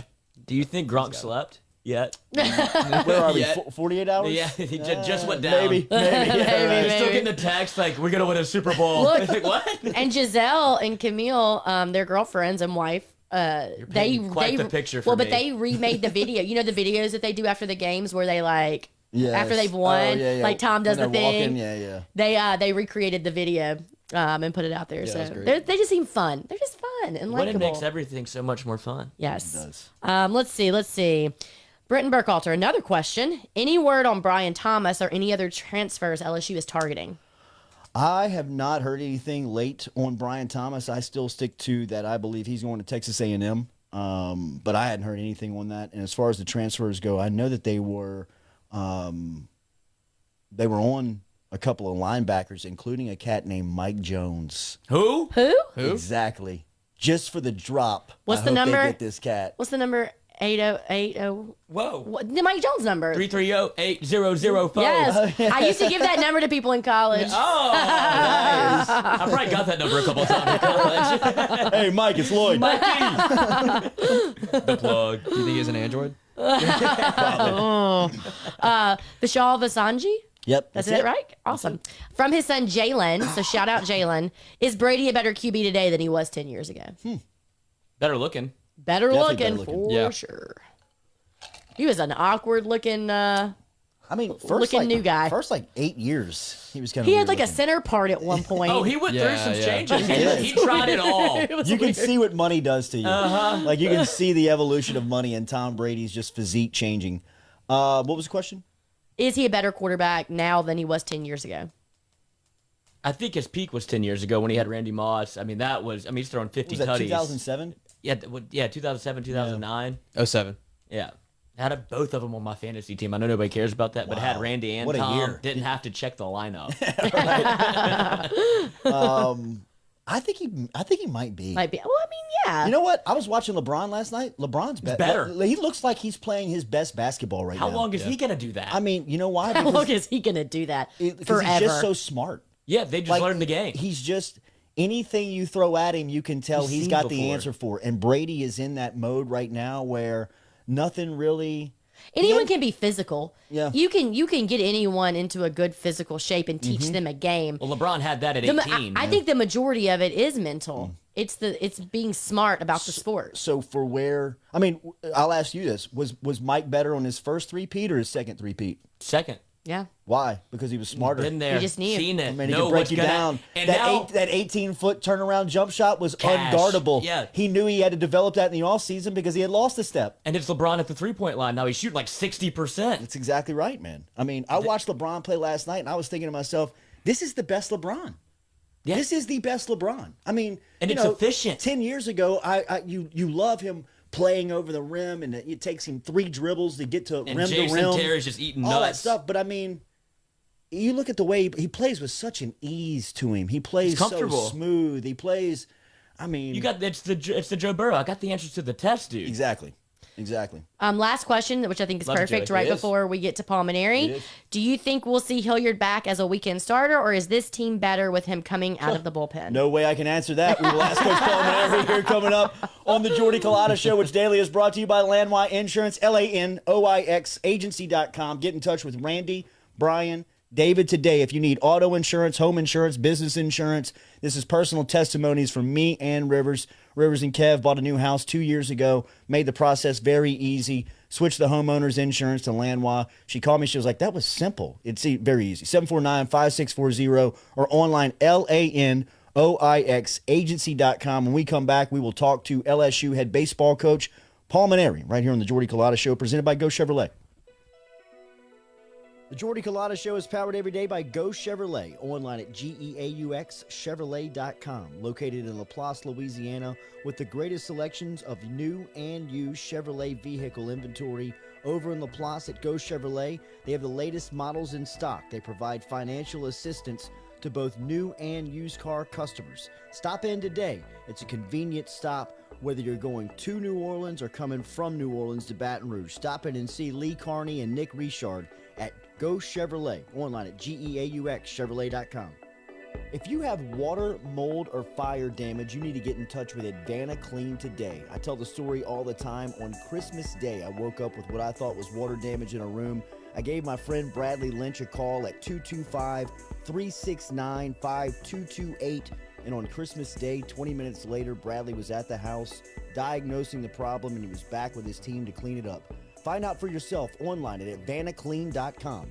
That's at vanaclean.com, ADVANTA clean.com. Johnson and Spiller's Dentistry with 2 locations, one in Gonzales and one in Baton Rouge. Stop in to see them today. They provide the highest quality of dental treatment in a relaxed and professional atmosphere. They also offer Botox and teeth whitening. 2 locations, Baton Rouge and Gonzales, online at johnsonspillers.com. Lanoix Agency, online at LANOIX agency.com, helping you today with Baton Rouge auto insurance, home insurance, flood insurance, or business insurance.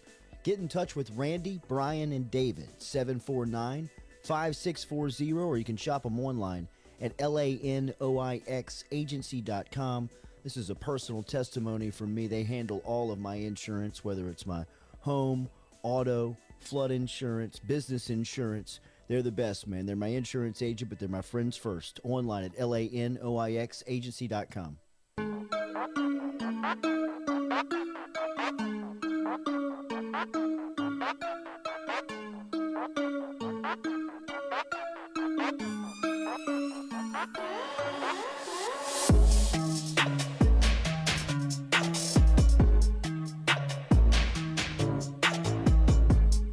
Welcome back here to the Jordy Culotta Show, presented by Go Chevrolet. Appreciate Coach Will Wade stopping by in hour number 1, getting set up for his matchup versus Mississippi State on Wednesday night. Remember, the podcast is presented by RMB Builders. Check it out online, rmb-builders.com.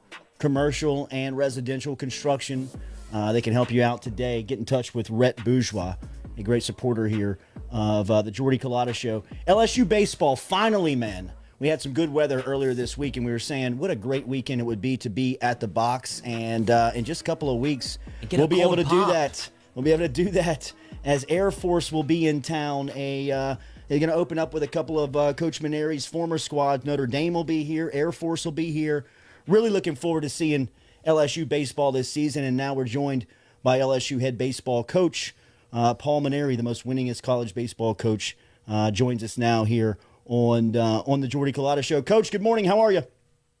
Morning, Jordy. How are you? I'm good.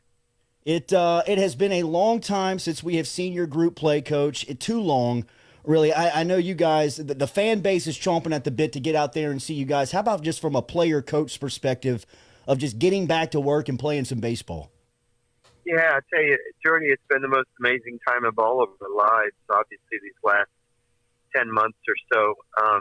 But it's just going to be great to be back out on the field, and even though it won't be packed like we're normally used to out at the box, just playing another team in a different uniform and having some fans there and having umpires and just playing the game. You don't realize how much you miss it until it gets taken away from you. And obviously, we've been without it since March 11th of 2020. And the guys are so anxious. The coaches are anxious. Everybody's anxious. A week from Friday can't get here soon enough. Coach, there's so many new names, and you guys bring in another top recruiting class. You and Coach Kane did a tremendous job of filling in the roster. How difficult was it with the roster limitations, the carryover of the extra year, to manage and get to the number that you'll be at on opening day?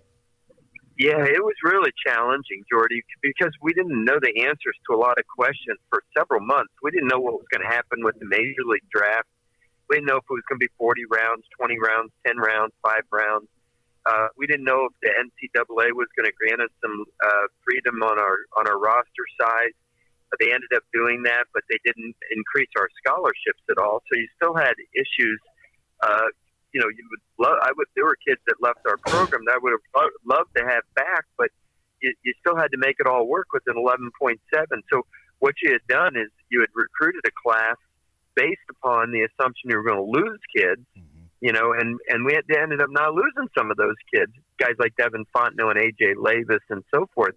So, it was a money crunch from a scholarship standpoint. You had to make it work. So it had its challenges. There were no doubt about that. There was normally challenges with 11-7 and trying to fill a roster, but this past year was enormously different and much more challenging. But we're here, and we've got our squad put together, and I feel good about it. And, we're just looking forward now. You mentioned Labus. You mentioned Fontenot. Landon Marceau's coming back for another season, and Jaden Hill seems like he could be a top 10 pick. How fired up for you for Coach Dunn's staff and what you guys are rolling out on the mound this year? Yeah, I think we got a chance to be pretty good on the mound, Jordy. Landon Marceau and A.J. Levis were out for 10 days, and I forget how many days the other one was out, as you might imagine why.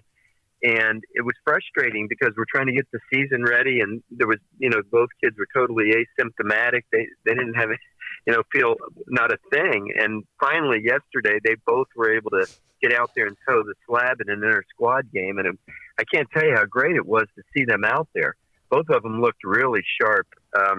Marceau, looks like he hasn't skipped a beat from fall practice. And A.J. Levis was really sharp. I mean, he pitches like a wily veteran, like he's been in the big leagues 15 years. And, yeah, he makes it tough on our hitters. And so I'm assuming if he's making it tough on our hitters, he's going to make it tough on other teams. But those two guys looked really good yesterday. Fontenot looked really crisp and sharp. Matthew Beck threw good yesterday. Hilliard threw good. We're anxious to get Jaden Hill back on the mound. He pitched once, but then he had to have his wisdom teeth extracted. Oh, wow. So he missed all. He missed all of last week, and so he threw a bullpen yesterday. And hopefully the weather will be clear, and he'll be able to get a last tune-up this weekend before opening up the season next weekend. You have had so many dominant aces that have come through the program during your time. You've had top picks. Where does Hill fit in going into the season? What is your expectations for a big arm like him? Well, that's the $64,000 question. He's getting a lot of publicity, and he's garnering these preseason All-American teams, but he really hasn't played that much college baseball. I don't know if he's pitched over 30 innings between his 2 years. He had 2 starts as a freshman, and then last year we were using him out of the bullpen to slowly build him up. we had finally gotten him up to 4 innings, 3 innings against Texas, 4 innings the last weekend, and he's dominant. So now if he can take that into a starter's role and be that dominant, we're really in business, because I know Marceau and Labus are going to give us really good number 2 and 3 starters. So listen, this kid, Jaden, is as good an athlete as you'd ever expect to have in college baseball. He's got as powerful an arm. He's got a good slider and a changeup. It's not like he's just an athletic guy and doesn't know what he's doing. He's a bright kid. He's a competitor. He's got all the makings of being a great one. And now he's just got to go out and do it. And I believe he is going to do it, but he just hasn't done it yet. You know, we knew when Aaron Nola was coming back for his junior year, what he had already done. We knew what Alex Lang had done already, you know, when he was going into his junior year. But with Jaden, he just hasn't had chance to prove it yet as a starting pitcher. Alex Milazzo's got a rocket for you behind the plate. He gave you some stability there. How do you feel about your squad at the catching position? Well, Alex is a scrappy little player, and he's got a very quick release. He's very accurate. He's got a strong arm. If our pitchers give him a chance, he's going to throw everybody out. I mean, he's just a machine back there. His blocking has really gotten better, his receiving and so forth. We need him to be a real leader of our team. You know, the other catchers, Hayden Travinsky and Jacob Wyeth, have done some good things, but clearly Milazzo is our number 1 guy, and he's got to be the leader of our team back there. Coach, we asked our listeners for some questions, and Matthew Chauvin comes in and says, ask Coach Mainieri, how has Eddie Smith adapted? That was a tough break for him with such a short time on the job, to have the season suspended before he could really get the feels of LSU baseball. And what are you looking to get from the lineup for more consistency from his group this season? Yeah, well, you know, hitting a baseball is the toughest thing to do in sports. And I know people get frustrated on a given day when we don't hit well, but going up against some of the pitching that we go up against, it's really tough for these kids. You know, that nobody works harder at what he does than Eddie Smith. I can tell you that. And nobody has more respect from the players than Eddie Smith. Eddie is just a wonderful human being. He's a great coach. He works so hard. He's very organized. And I see these kids getting better, and I see the progress that we're making constantly. But like I said, you know, it's hard. It's not easy to hit a baseball that's traveling 90 to 95 miles an hour and throwing sliders and changeups and all that kind of stuff. And especially early in the year when it's a little bit chilly, a lot of times we get that north wind blowing in, and it keeps, you know, the ball from carrying very well. But I just expect that we're going to have a much better offensive team this year than we did last year. I just feel it. You know, I think some of the guys like Giovanni DiGiacomo and Gavin Dugas, even Cade Veloso, who really had a pretty decent year last year, but he didn't hit the home runs that he hit the year before. I think all those guys have improved. And then you add to that, you know, Trey Morgan and Dylan Cruz. I think Cade Doty's going to be he's going to have a monster year for us. You know, he's going to be, you know, that very consistent 3-hole hitter for us. And I just think we're going to find ways to score runs. I think we're going to, you know, have a decent offensive team. I'm a little bit more concerned with our defense than I am our offense, to be honest with you. I think our left side of the infield has just been kind of a work in progress, and we got to find the answer there. You know, when a pitcher makes a pitch and gets a routine ground ball on the left side of the infield, you don't realize how important it is to have people to make those plays until you don't have somebody making those plays. Yeah, Build it and throw it, Coach. That's right. Yeah, it's a simple game, right? Yeah, you just got to build it and throw it. But I think we have the talent there, and we just got to keep working with them and build their confidence, and hopefully they'll do a good job for us on the left side. You mentioned Cruz, you mentioned Morgan. Those guys are the headliners of this year's class. How about a young Will Safford? I've been calling his high school football game since he was a freshman. He was a starting defensive back on those university high teams that featured all those D1 prospects. He was a starter as a freshman. I know there's a lot of excitement for the local kid here now with a chance to play for you. Yeah, I love Will. He's my kind of guy. You know, he's a baseball rat, and what a competitor. He's a tough little football player, too. I watched his games as well, and unfortunately, he's been the victim of contact tracing and hasn't practiced for about the last 10 days. So today is his first day back, and I'm really anxious to have him back. I know how frustrated he's been because, you know, he's perfectly healthy but wasn't able to practice with the team. And so, he's missed a lot of reps. You know what? He was having a little bit of a sore arm because I was bouncing him between the infield and the outfield, and that's not normally a good thing for the health of your throwing arm as a position player. So I'm going to look at the silver lining, gave him a few days rest, and I think he'll come back stronger and more hungry than ever. And I'm anxious to have him at practice today, and I think he's got a chance to start first at third base. And it's not his natural position. He played shortstop in high school, but if he can just smother him down there and get him over to first base, he's a scrappy hitter, and he can make things happen on the bases with his speed. Hey, Coach Mainieri, Rivers here. We have a couple more. Hi. Long time no talk. We have a couple more questions from our listeners. Somebody wanted to know, do you think we'll see Hilliard back as a weekend starter, or is this team better with him coming out of the bullpen? Uncle Charlie. I think McHale's going to be really valuable to us coming out of the bullpen. I mean, in an emergency, I think he could start for us like he did as a freshman. But I think our weekend rotation is pretty set with Hill, Marceau, and Labus. And I think that's going to be as good a rotation as you'll see in most places. So McHale coming out of the pen with his cutter and his curveball, I think will be very, very valuable. And, we've got some freshman kids that I'd like to give starts to in the middle of the week to try to get them developed and bring them along and decide, once we get into SEC play, whether or not they're SEC caliber guys or should they pitch in the middle of the week. But I'm talking about guys like Garrett Edwards and Javen Coleman, left-hander from Texas. So I think McHale's going to be a really good middle to late inning relief pitcher for us. His experience and the quality of his pitches, he's got out pitches. I think that's going to be his best role for us.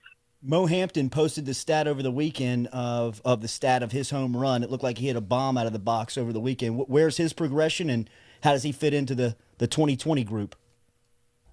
Yeah, that's going to be a real wild card for us. He got into one good the other day and hit one out. He got a first pitch fastball and hit it into the stands, which was really nice to see. He's so far behind everybody because obviously he didn't go through last fall. He was playing football during fall practice for us. He didn't play in the summer because he was already getting started for football. And then he had a surgery on his pinky finger, which put him behind as well. But he's working hard every day. I'm going to give Giovanni the chance to be the everyday center fielder out there because I think he's elite defensively. And I'm hoping if he knows he's going to play every day that, he won't press at the plate and that he'll just take it one day at a time and be able to do some positive things there. But Maurice is a good candidate. I mean, we're going to see, Cruz is going to be the everyday right fielder. Giovanni's going to be the everyday center fielder. Right now, Beloso and Gavin Dugas are sharing the time in left field. So the challenge is going to be able to find time for Maurice and guys like Brody Drost and Mitchell Sanford, who are all good baseball players. We've got kind of a log jam in the outfield right now, and it's going to be a challenge to manage that from my standpoint. Still a low point of my media life, Coach, mispronouncing DiGiacomo's name to you in real time on radio. I will always never forgive myself. Yes.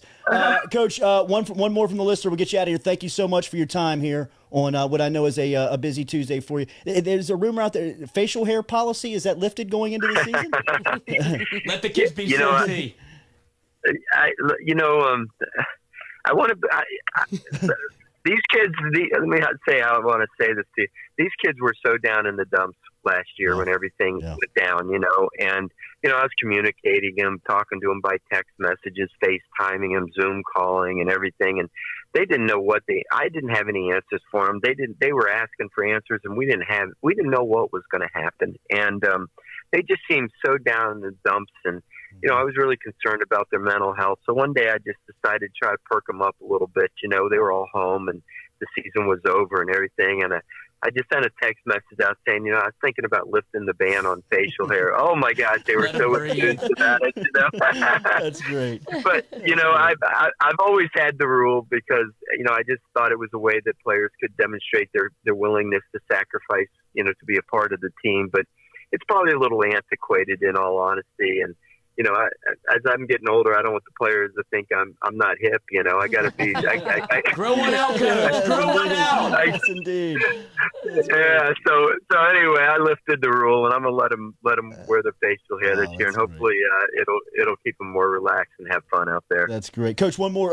So you have the best home field advantage in college baseball. It will be manipulated this season due to rules. What is it like playing in an arena that is half? I guess you get the perspective during scrimmage time, but what do you anticipate it to look like this year?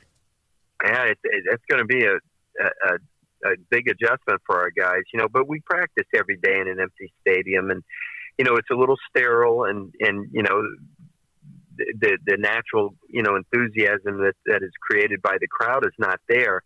So I tell the players, look, you have to love the game and play the game because you love it, not because there's going to be fans in the stands. But it's what makes LSU special and different is we have so many fans that come to the games, and players get inspired and so forth. But this year it's going to be less, and they've zip tied some of the seats already. I can see the seats that'll be available. It's going to be a lot different. But again, it's baseball. It's going to be the same for both teams, and you just got to go out and outplay the other team on a given day, and you'll win the ball game. We're not going to use it as an excuse that we have less people in the stands, whatever. But let's put it in perspective too, guys. Okay, if we have 2,500 people in the stands, in a normal year, that would rank about 18th in the country, averaging 2,500 people a game. That's right. So what we're used to is not what happens at other places around the country. So 2,500 is not, something just to turn your nose up at. And, Sure. I know our fans are anxious to come to the games, and we're anxious to have them around. And, the sooner we can get back to normalcy for everybody, we're all going to be happy about that. American Baseball Coaches Association Hall of Fame coach, 14 years at LSU, one-time national champ, going into another season with a lot of excitement and another top 10 team that will open up February 19th in the box versus his former squad in Air Force with Notre Dame in the next day. I know that'll be a special weekend for you, Coach. Thank you for the time this morning. Best of luck. We'll see you soon. Okay, guys. Good to be with you. Yes, sir. There he is, Paul Mainieri, checking in from LSU Baseball this morning as he was talking a little bit about his squad there. Got a text from Wow. We need to step outside. We got somebody here with a gift. We'll be right back. We'll be right back. Okay. We'll be right back. Like 12 minutes. All right. You want to hold it? Go ahead. Yeah. Oh, well, I was gonna. God, I don't even know what I was gonna say. You go get your the stuff. We I brown think bagging actually, here? I don't know what's happening. I'm a little nervous. Oh, is it the jersey? I have no idea. Oh, it is. I have you no think, idea. You think it's the Stingley? Let's I go. don't Is know. he here? Then I'm going. No, we're all in here. Jordy's gonna go get the thing. LSU actually opens up SEC play against Mississippi State in March, so I'm very excited. Watch potty. I love baseball Watch too. I'm just so potty. excited to. Although it's like I'm tempted to go back and to start feeling like watch a game, but it's just not. It's not gonna be the same, Like No, it's not. I don't know. Well, the atmosphere for me at Mississippi State, like that is such a big part of baseball. You know? What they get into? Oh in my this God, game. Jordy, Let's go! Let's go!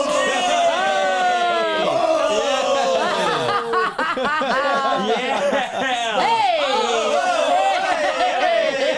Show! Get the show! That's the YouTube Got a little premium. more than I'd bargained for.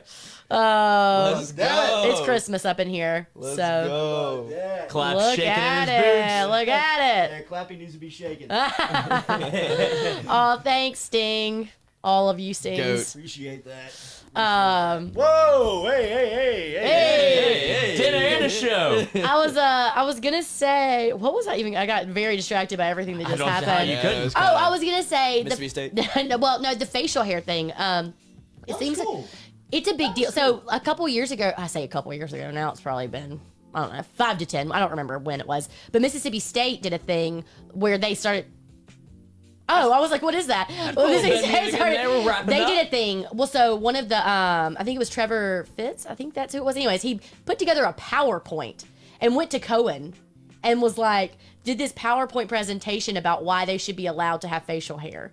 And so then Cohen was just like blown away that this Okay, even sure, that he just watched a PowerPoint about facial hair. So I think he like let him do Don't it. you have And, schoolwork? and that was like the last time, or one of the times in the last however many years that we went to the World Series, and they think that it's all because of the facial hair, you know? Wow. Yeah. It gets them pumped. I mean, it's something that, you know, if they haven't been able to do it for all that time, it's just like the little things. I'm ready for baseball. Like we've Yeah. never, we're really not. But you missed it. So Mississippi State, so we opened up SEC with y'all. Like, we're Really? here, yeah. Nice. In March, so we got to do something. we'll do something. We gotta get, You know what we're gonna do?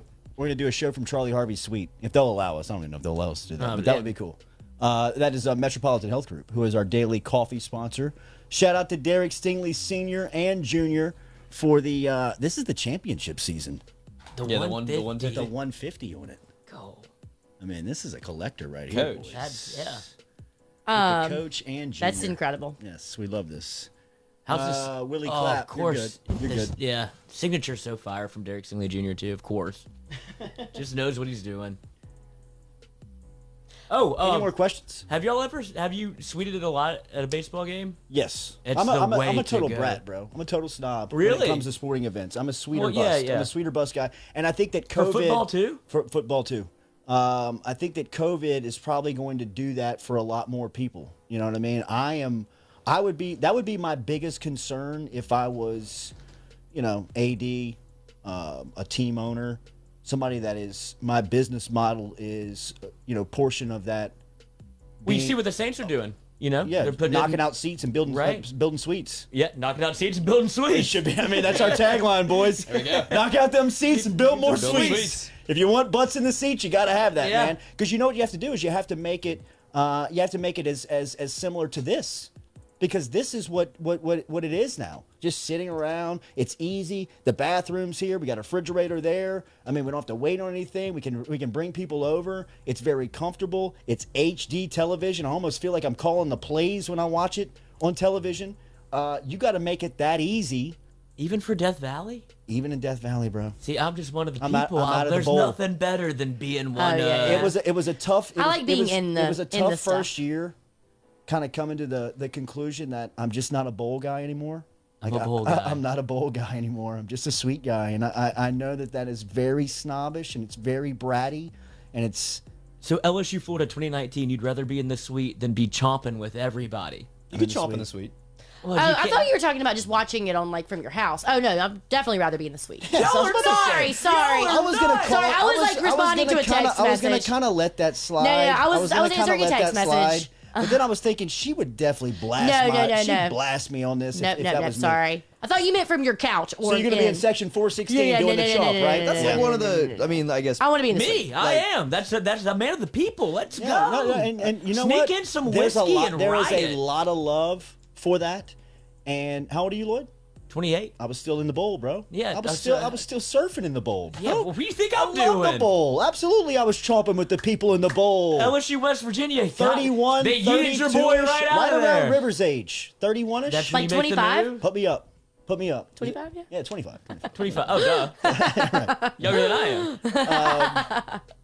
But, Can't you tell? But once you cross over, ain't It's a no going slippery back. slope. Ain't no going Yeah. back. I don't think I can. There's no going back. I mean, once you go to just the sweeter bus life, I'm committed to the section. I mean, yeah. sometimes I am that bleep hole that gets offered a ticket to the game, and I'll say, what section? And I'll say 235. I'll say, oh, I appreciate it. I got something to do. I can't. And then Who's they there? catch you in It's the like being suite. invited to a party and being like, well, who's there? Who are you going with? Yeah, the person inviting me, I'm really I not that actually have a interested thing. in. I have Yeah. a thing. Like, Nikki, you got a lot of time left. But Nikki, he's doing the band he's in thing. the band Yeah. thing. He's a band thing. He's got a wholly different He's not. perspective. Yeah, he's not sitting in the. Tom Granning, I'm a sweet guy. Or I can do the club. I'm not Oh, hating on the yeah. Love club. that. I mean, Right. come on, what are we talking about Well, let me see here? it. Let me see We it. do Club club. live. Okay, yeah, We can do yeah, club. We'll do the club. Somebody said they're a bleacher creature for baseball. I just haven't. I can't sit in on a bleacher. I'm not gonna. Have you been into a Duty Noble suite yet? I have not. I've Really? only been to one That's game very since. disappointing. Well, the new dude Remote happened. show. I had a child, and then So that was you. and then last year everything's been shut down. Like I can't get in there right now. And so like that's what I was gonna say. I can't sit in the bleachers. Like I'm trying to sit in the Sure. outfield and like drink a beer, eat some fried food. Like what? Oh, hot diggity I'm dog. not trying to. Shout out to Harper's Haberdashery. This is a T-shirt from Harper's. I don't know if you can see that one. I actually really like that T-shirt. Before I even knew what it was, I was going to compliment you on your I T-shirt. tried to rip it off for the Sting jersey. If you want to hang out for the Patreon account that we're forming, we'll make that happen. Wait, no, Exclusive it's content. OnlyFans? OnlyFans for Larry and the feet. Right.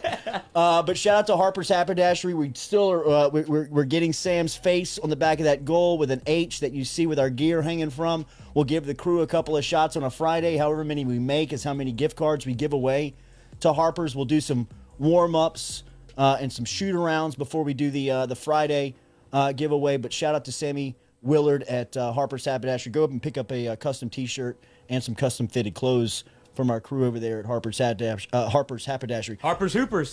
Appreciate the love inside of the app this morning. A lot of interaction that we are grateful for. We love the questions. We love the interactions. We will be back tomorrow at 7 a.m. Anything before we get out of here? Like us on all of our social medias at Culotta Show.